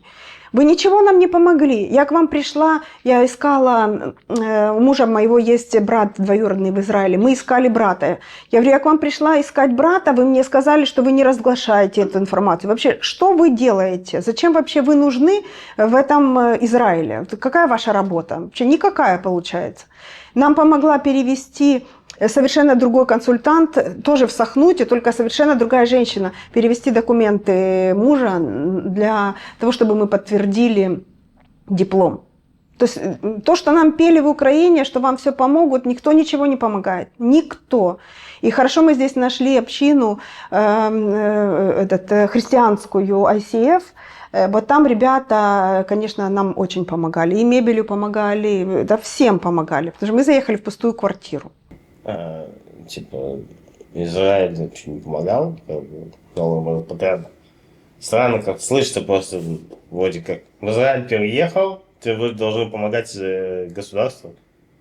Ну, тебе дают 5000, нам тогда давали 5000 шекелей, корзину. Вот, я же рассказывала, 3500 на съем квартиры, 1000 на коммуналку, и что тебе осталось? 500 шекелей. Единственная помощь была, потом нам дали 10 000 шекелей как беженцам с Украины. Мы на эти деньги купили технику. И мы могли потратить эти деньги только на технику, которую... Ой, это такая смешная тема. Ты можешь потратить эти деньги на технику производства Израиля. Печка, печка газовая, духовка и еще что-то. Bosch, там Siemens стоит дешевле почти в 2 раза, чем израильского производства. То есть ты покупаешь, вместо того, что ты мог купить 3 единицы, ты покупаешь только там 2 единицы. Так это специально, да, сделано? Да, вот и все, вот тебе и выход. Какой выход? Так было, ну просто, но не знаю, спасибо и на этом. На тот момент для меня была это как бы, ну, помощь по-любому, потому что я не работала, я порывалась работать, а потом думаю, блин, мой ребенок, куда его дену? Мы приехали ради детей, получается, ну старший, то понятно, он сам уже. Ради младшего ребенка приехали, а я ему ничего дать не могу, он подвергается буллингу. Вот это он, наверное, нас там хаял с отцом. Куда вы меня привезли? Были такие разговоры вообще? Были. Он плакал несколько раз, а потом как-то так вот, пока он не нашел друзей в классе. Когда он нашел друзей, вот тогда все у него поменялось. То есть пока он там справился с этим, с русским, как говорится, с буллингом от русских, потом завел друзей в классе, и потом все потихонечку пошло. Слава богу. А вот насчет дискриминации на работе, ты приводила пример где-то, что там, кто-то получает на одной и той же вакансии специальности, не специальности, а на одной и той же вакансии кто-то получает 12 тысяч, а другой на той же вакансии получает 8 тысяч за ту же работу. Да, мой муж пошел работать на завод, но он буквально там месяца 4 отработал, что ли, потому что завод закрыли. Это в Хулоне текстильный завод был. И вот его поставили в цех с эфиопом. Это типа складской такой цех, нужно было там возить какие-то... Это в Азуре было, не? Да, в Азуре, да, в Азуре. И муж мой говорит, пришла, ну, зарплата, говорит, а я говорю, чем ты там занимаешься? Вот он мне рассказывает, говорит, мы работаем вдвоем, говорит, я работаю, он сидит. Я говорю, ты ему не можешь сказать? Он говорит, ну, я ему говорю, а он все равно сидит. Думаю, прикольно. Че он сидит? И муж говорит, выкидывает, он плуж достает с конверта и выкидывает этот конверт в мусорку. А мой муж говорит, я прохожу, смотрю конверт с цифрами, открываю, а там отпечатался тлуш в этом конверте. И говорит, и все видно. И говорит, и написана должность, он 12, а муж мой 8. То же самое. Ну, это, по-твоему, как называется, дискриминация или просто кто как договорится? Нет, это дискриминация. Что значит, кто как договорится? Вот это мне тоже непонятно. Что значит, кто как договорится? То есть я специалист, я прихожу на работу, и если у меня, допустим, самоуверенности меньше, чем у еврея, то есть я еще должна выбивать зарплату. Ну так ведь, да? В Израиле построено все. Ну, я как бы не то, что тебе, даже, может, зрителям, такой небольшой лайфхак расскажу. Когда кто-то приходит на работу, нужно сначала узнать, сколько там люди зарабатывают. Ну, поговорить с кем-то. А потом работодатель израильский спрашивает у тебя на собеседовании, сколько ты хочешь получать. И ты должен сказать, что ты хочешь получать там на 1000, на 2 больше, чем другие, кто там работает. Потому что здесь как устроено? Вот тебе говорят, сколько ты хочешь получать? Ты такой, говоришь какую-то сумму, которая меньше, чем кто-то другой получает. Ну, хозяину это на руку. И, соответственно, хозяин думает, ну, отлично, я буду ему платить меньше. Он же хочет меньше, я буду меньше платить.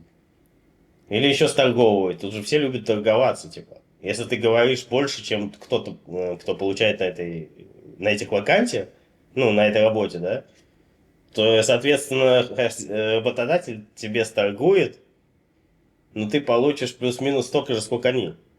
Ну, смотри, вот это тоже торговаться. Я считаю, что это, ну, как бы не очень беседер, да. Почему? То есть я запросила за свою услугу, допустим, да, 100 шекелей, да. То есть ты хочешь меня обесценить или обесценить мой труд и просишь меня поставить 80, да, цену. То есть, ну, как это выглядит? Ну, я права или нет?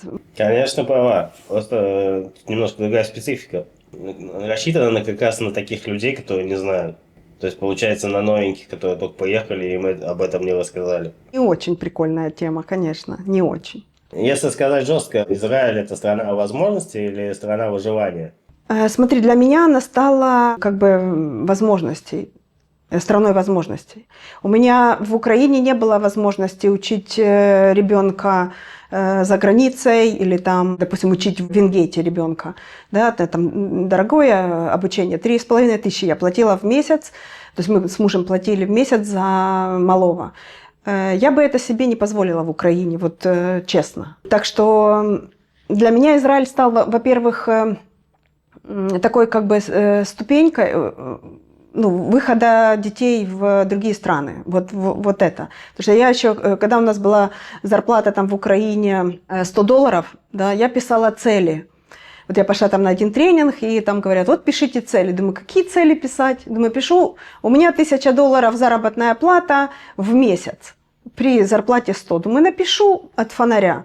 И самое интересное, мы приезжаем в Израиль, я открываю этот блокнот, мы с собой забирали все. И там написано, моя зарплата $1000. Да, у меня была зарплата $1000, только съем квартиры тоже был $1000. Вот тебе и на. Так что моя цель была учить детей за границей, и она сбылась. Поэтому ставьте цели, ребята. Кому, по-твоему, в Израиль ехать вообще не нужно? Не нужно ехать тем, у кого корона на голове, во-первых, кто не готов прогибаться, кто не готов меняться, потому что ты в Израиль приезжаешь, ты тут никому нафиг не нужен со своей профессией, со своими знаниями, со своим статусом, ты здесь никто и зовут тебя никак. Вот если ты готов принять это на первом этапе и дальше идти по ступеньке, тогда беседер, тогда вперед. А если ты не готов меняться, не готов, как говорится, прогнуться где-то, там, увильнуть и как-то там где-то вынырнуть, как говорится, то не стоит ехать вообще. Можешь что-то рассказать такое для новых репатриантов, которые собираются переезжать в Израиль? Вообще, как устроен квартирный вот этот рынок? В плане, как найти хорошую квартиру, что хотят вообще от тебя арендодатели? И вообще, типа, вот, правда ли, что действительно ты заходишь, там всякие ужасы тебя поджидают? Скажу сразу, что все квартиры, в которых мы были, они все были хорошие. Кроме вот этой, она тоже классная квартира, но она была просто очень грязная. Сейчас по порядочку расскажу. Вот первую квартиру мы искали, будучи еще в Украине. Дети наши, сын с невесткой, мы должны были приехать в январе, но из-за того, что у меня справки, я переделывала справки, срок годности у них заканчивался, у нас на месяц получилась отсрочка. Но мы детям сказали снять квартиру, и, получается, мы из Украины оплатили месяц жизни в квартире детей здесь, в Израиле. Сын снимал квартиру, будучи в армии, ходил смотреть квартиру, как бы совет, не соглашаться на всякое говно, которое вам предлагают. Ищите до последнего, пока не найдете. Ты имеешь в виду через риэлтора? Не, мы искали сами, мы ни разу с риэлтором не работали, вот ни разу. Искали все на Ядштайм, мой сын искал. И самое прикольное, что израильтяне представить свой товар они не могут. Может быть, сейчас и могут, конечно, но классную квартиру сын мой нашел, висела одна фотография окна в кухне, размазанная, размытая, вообще ничего не понятно. Я говорю, сынок, вот есть квартира, пойди посмотри. Он говорит, мама, там такое окно сфоткано плохое. Я говорю, ну ты пойди посмотри, чтобы убедиться. Вот он пришел, говорит, я зашел в эту квартиру, и я сразу понял, что это моя квартира, я здесь остаюсь. Во-первых, в квартире жили датишные ребята, семья датишная, и они продали нашей вот хозяйке, которая нам сдавала квартиру, эту квартиру. То есть квартиросъемщики не жили на этой квартире, мы сразу после хозяев приехали. Мы жили с детьми, старший сын, младший сын, я муж, невестка, 2 внуков, и приехала к нам сваха, мама невестки. У нас жило 8 человек в 5-комнатной квартире, здесь, в Петах-Тикве. Почему так получилось? Потому что, когда дети купили бизнес, они купили бизнес в Петах-Тикве, сами жили в Рамат-Гане, мы жили в Холоне. И дети каждый раз привозили к нам малую. Мы, естественно, сидели с малой. Ну, это жесть была. Они катались. Хедер-бреха, это эти квест-комнаты, это бизнес ночной. Они приезжали в 3-4 часа ночи домой, малышка с нами. Ну, это была, конечно, жесть. Малая плачет. Ну, в общем, маленький ребенок, что ты хочешь. Мы решили съехаться. И когда мы уже съехались в Петах-Тикве, родился малой, второй внук мой. И в январе месяце сваха, невестки мама, приезжает к нам в гости, погостить. А в феврале начинается война в Украине. И, получается, сваха остается у нас, и никуда она не уезжает. И она до сих пор живет с нашими детьми даже на Кипре. Вот, теперь вопрос, когда мы ищем разъехаться с детьми. Дети остаются в той квартире 5-комнатной, а мы ищем квартиру. Вот этот период очень много россиян начало приезжать. Из России началась мобилизация, и квартир не было вообще. На Яд Шния вообще можно было не заходить, потому что квартир не было. Или же вот по Фейсбуку я искала, одни сараи, просто сараи сдавались, ужасные квартиры. В Израиле вообще жилищный фонд, ну, реально ужасный, реально.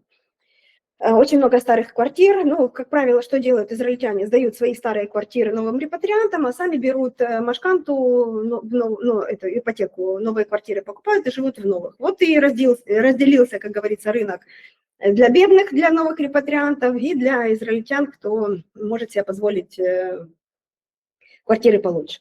Мы находим эту квартиру чисто случайно на Фейсбуке. Я сижу, листаю Фейсбук, и тут попадается эта квартира. И я первая пишу комментарий, сразу же звоню этому мальчику, и сразу же мы приезжаем с сыном.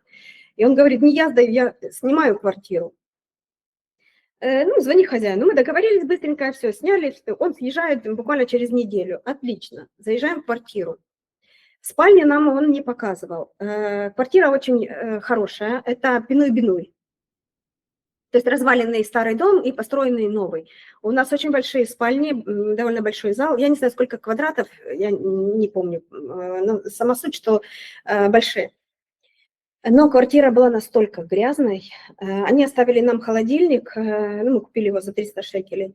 Я холодильник мыла 2 недели. Я не могла отмыть все, что в нем было. Сельдерей пророс вот так, который лежал вот гнилой, пророс вот так. Морковка тоже проросла в холодильнике. Мусорное ведро осталось с мусором. И я когда вытаскивала мусор, то там опарыши, черви были. В общем, такие реалии израильские вообще. Они оставили нам диван. Может, они там не жили после последней войны? Жили, ребята жили. Как-то... Диван такой из кожзаменителя диван оставили, и подушки, когда снимаешь, то там под этими подушками окурки, грязные ушные ватные палочки, зубочистки грязные, ну, в общем, все это. На балконе остался журнальный столик, и под журнальным столиком коробка с овощами стояла. Значит, эти овощи прогнили и засохли на этом же столике. Самая грязная была комната мамат, это бомбоубежище, там просто подоконник очень широкий. И вот этот весь подоконник был заваленный окурками. Ну, в общем, всем мусором. Единственное, что там не хватало тампонов, наверное, грязных. Я извиняюсь, но это просто жесть. Я в такую квартиру никогда еще не заезжала, никогда такого не видела и не знала, что даже такое можно оставлять. А как это получилось? А уже там нету? Нет, ничего нету. Все, мы заехали сюда, мы сделали ремонт.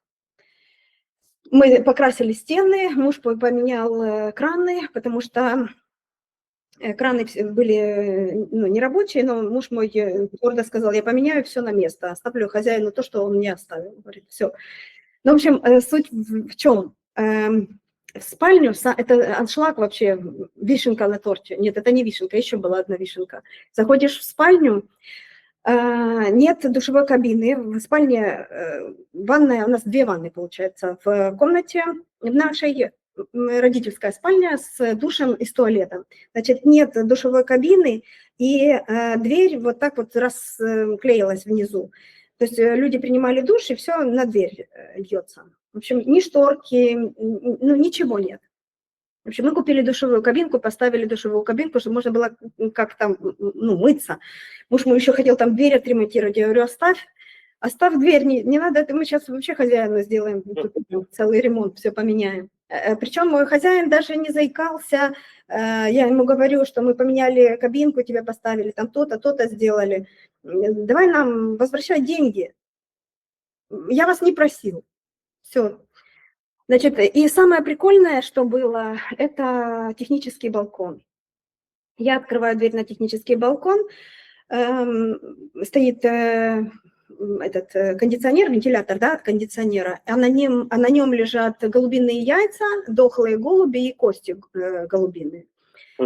Это сколько они там лежат, можете себе представить, сколько это все там лежит. И когда муж мой полез туда вниз выбирать мусор, в общем, мы вынесли больших 7 пакетов мусора, и когда поднимаешь мусор, муж лопатой поднимал мусор, какие-то черные жуки Они просто вот так тучей по стенке, я стою внизу, так смотрю, они просто по стенке лезут в квартиру. И я не знаю, как это остановить, только веником нести назад этих жуков. Ну, в общем, привели мы в порядок квартиру. Сейчас, конечно, это конфетка, а не квартира. Но, в общем, совет это тем, кто приезжает, новые репатрианты, ищите обязательно, не соглашайтесь на то, что вам предлагают. Можно, кстати, даже и через риэлторов. Обычно у них всегда классные квартиры. Придется переплатить, но зато вы будете жить в хороших условиях. У меня, когда мы переезжали, были условия, для меня важно жить в хорошей квартире, потому что я работаю из дома, и если я еще буду жить в сарае, то все, тогда и так жизнь не сладкая, а если еще жить в сарае, то можно тогда вообще просто уезжать из Израиля. Вот как-то вот так. А в конце, ну, как бы, вы, типа, купили себе квартиру. Да, квартиру мы купили, мы играли в «Мехир лемештекен». Это такая государственная программа. Мы играли в нее с самого первого момента, когда мы приехали в Израиль. То есть через полгода мы познакомились, вообще нас познакомили с... В Израиле есть очень много благотворительных организаций. Американцы, это христианские организации, очень много их оказывается. Но если ты не знаешь, фиг ты найдешь. Нужно как-то или искать в интернете. Сейчас-то, в принципе, это уже все доступно. Раньше этого всего не было. Я, например, не знала, что очень много людей хотят помогать израильтянам, и вообще очень любят Израиль. И оказывается, все это есть.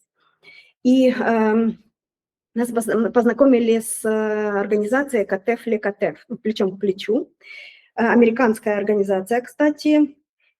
Вот, и они изначально организацию организовывали ребята для тех репатриантов, которые приезжали с Советского Союза и у кого было 0 финансовой грамотности.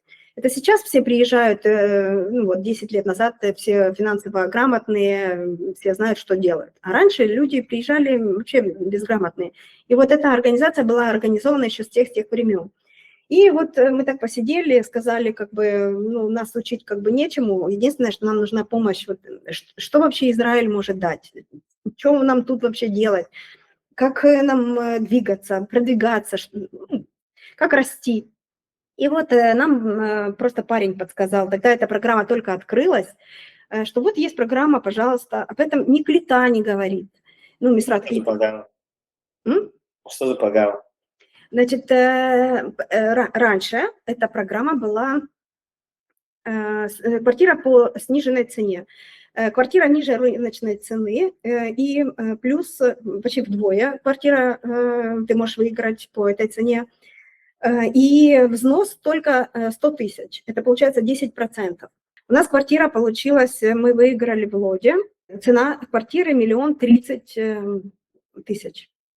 Из этого 1 030 000 вот нам нужно было заплатить 10%. 100 тысяч плюс там копейки. Вот. Как вообще происходит процесс? Ты регистрируешься на сайте специальном, государственном. Для того, чтобы зарегистрироваться, нужно получить номер, он стоит 250 шекелей. И играешь, у тебя открываются лоты в разных городах. Ты можешь участвовать только в 3 городах. Раньше можно было участвовать по всему Израилю. Я так открывала сайты, тыкала по всем городам, неважно какие города. Думаю, ну пусть получится, выиграю. Вот, мы 4 раза выигрывали квартиру. 4. На 4-й раз я уже мужу говорю так, или мы берем, говорю, или мы остаемся вообще без квартиры. Ну, думаю, грех не взять квартиру за 1 030 000 сейчас, в нынешних реалиях, когда квартира стоит 2,5 миллиона в старом доме.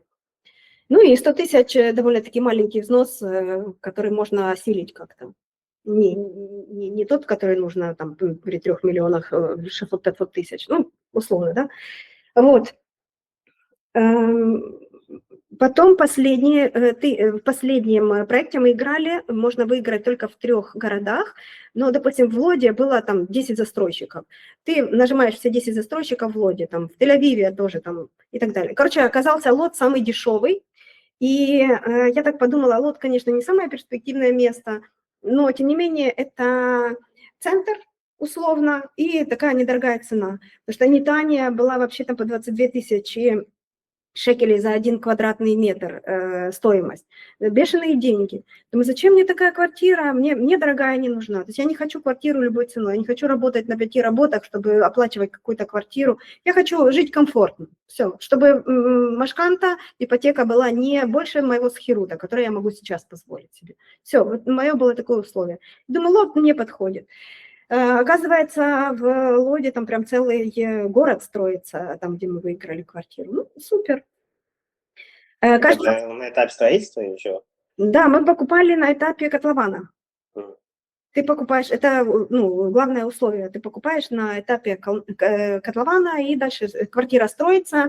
Мы не платим за машканту и схирут полную сумму ну, одновременно, мы платим схирут, съем квартиры, само собой, а ипотеку застройщик деньги не выбирает все сразу. Застройщик выбирает 6 платежами. Он берет, допустим, первый раз там 130 тысяч условно, да, второй раз через 3 месяца 130 тысяч и так далее, и так далее. Пока не выберет вот этот 1 330 000. Мы сейчас, в самом начале мы платили 600 шекелей в месяц за ипотеку, потом чуть больше, больше, больше, то сейчас мы платим 3000 на сегодняшний день, 3000 ипотеку и 5800 это съем квартиры. Последние 3 месяца, только до того, как построит застройщик квартиру и отдаст нам ключи, вот тогда мы будем платить ипотеку полную. У нас полная ипотека стоит на сейчас 5400. То есть 5400 у меня будет ипотека, а 5800 у меня будет съем квартиры. 3 месяца. Конечно, не прикольно, но а что делать? Как-то вот так. Главное, что 3 месяца не Да.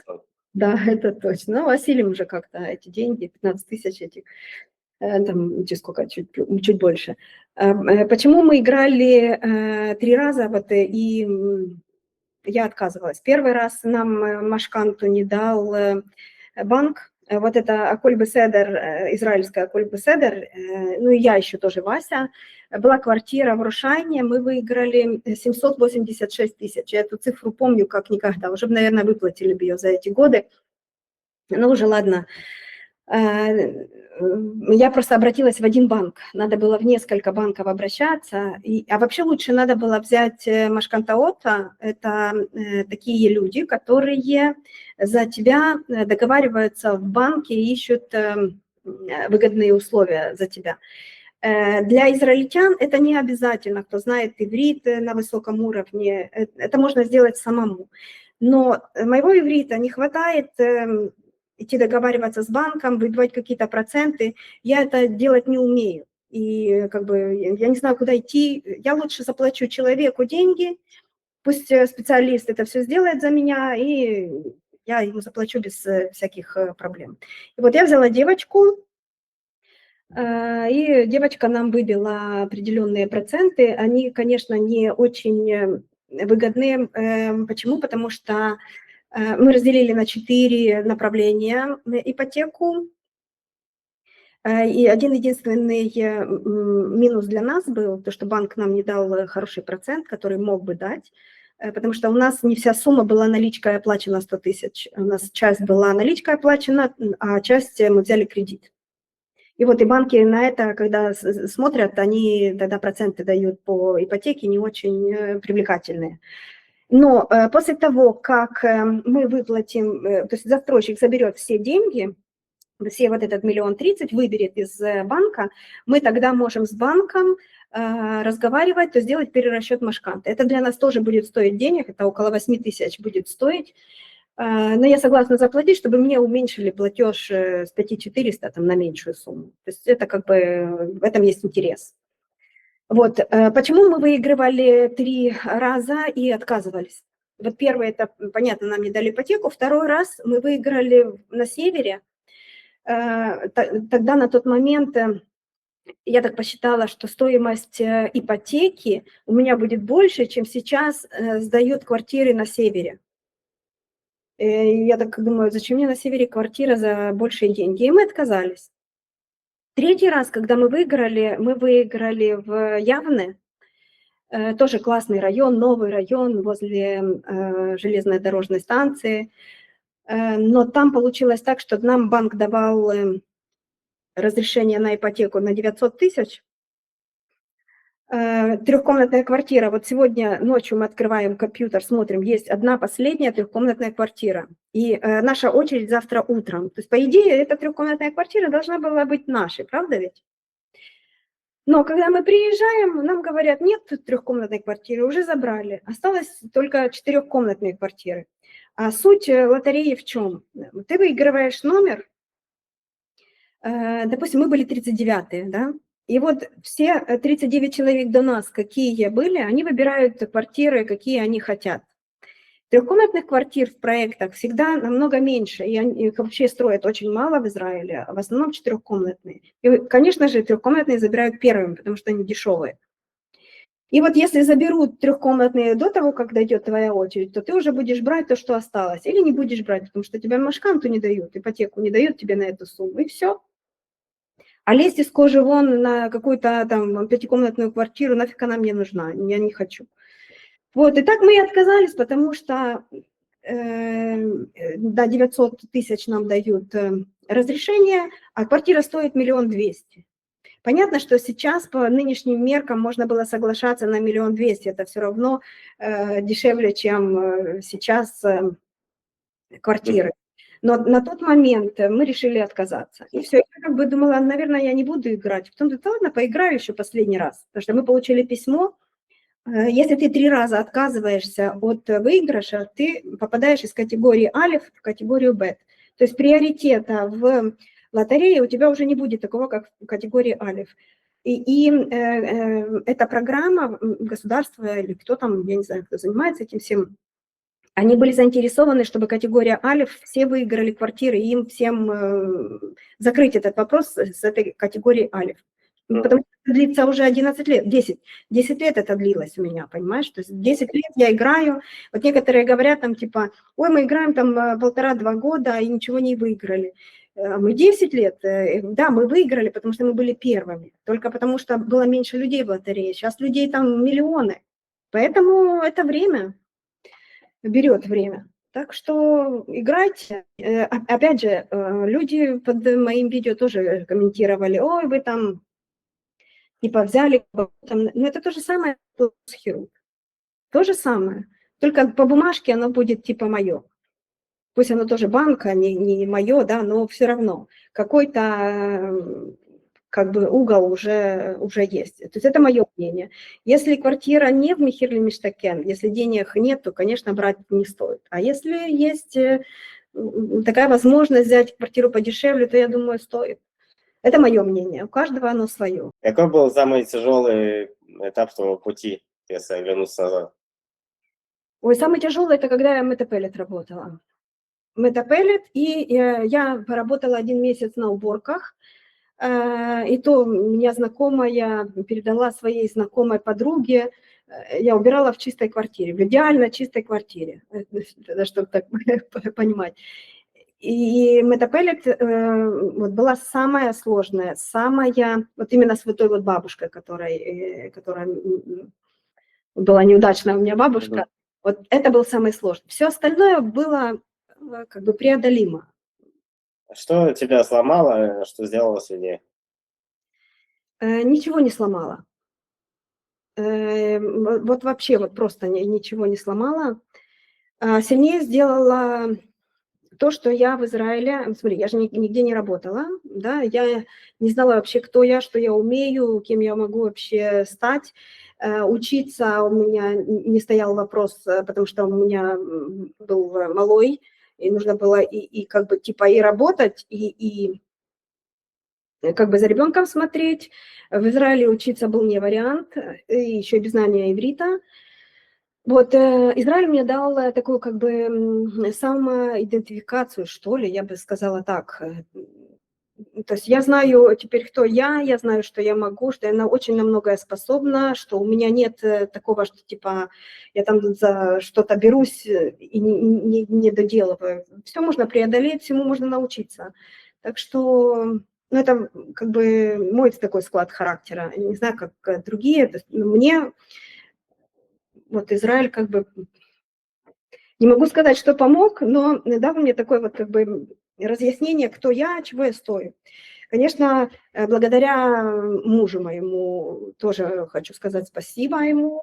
Если бы не он, то, может быть, у меня не было таких возможностей двигаться, и он мне никогда ничего не запрещает, у меня нет... То есть он мне дает возможность и развиваться, и как-то и расти. Ну, в общем, у меня нет никаких преград, нет никаких ограничений, так что вот ему тоже за это спасибо. Если бы ты встретила себя 11 лет назад, что бы ты себе сказала? Переезжать в Израиль или нет? Ну да. Ну, Ну, во-первых, я бы сказала, что должен быть какой-то маломальский план для переезда. Потому что когда мы ехали, у меня не было плана вообще. Я ехала так, просто в никуда, в неизвестность, и вообще будь как будет. Но этого не надо делать. Ну, надо... Это, опять же, это я говорю сейчас, когда мне 49. А тогда мне было чуть-чуть меньше, то есть преграды никакие передо мной не стояли, мягко говоря. Если ехать в Израиль там, или в любую какую-то другую страну, нужно учить язык. Если, опять же, ты хочешь работать. Мне, допустим, мой иврит, он как бы нужен, но он мне не очень нужен. Как бы моего, там, я закончила 3 ульпана, и я не говорю хорошо на иврите, только потому что я вообще не работаю с израильтянами. Там, допустим, в больнице, как-то там в магазине разъясниться я могу, да, ну, как-то так вот поддерживать разговор, прям как мы с тобой, то, конечно, нет.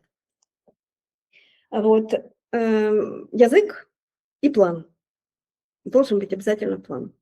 У меня не было ни того, ни другого. И, может быть, поэтому вот был такой вот как бы каламбур, непонятно куда двигаться и что делать. Но, с другой стороны, я тебе хочу сказать, что я благодарна, что я этот путь прошла. Вот прям вот реально. То есть я попробовала и то, и то, и то, и то, и я остановилась, и я знаю, куда я иду дальше.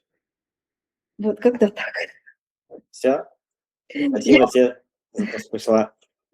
Спасибо тебе, что пригласил. Израиль, детка, о, ага, тут жизнь не конфетка.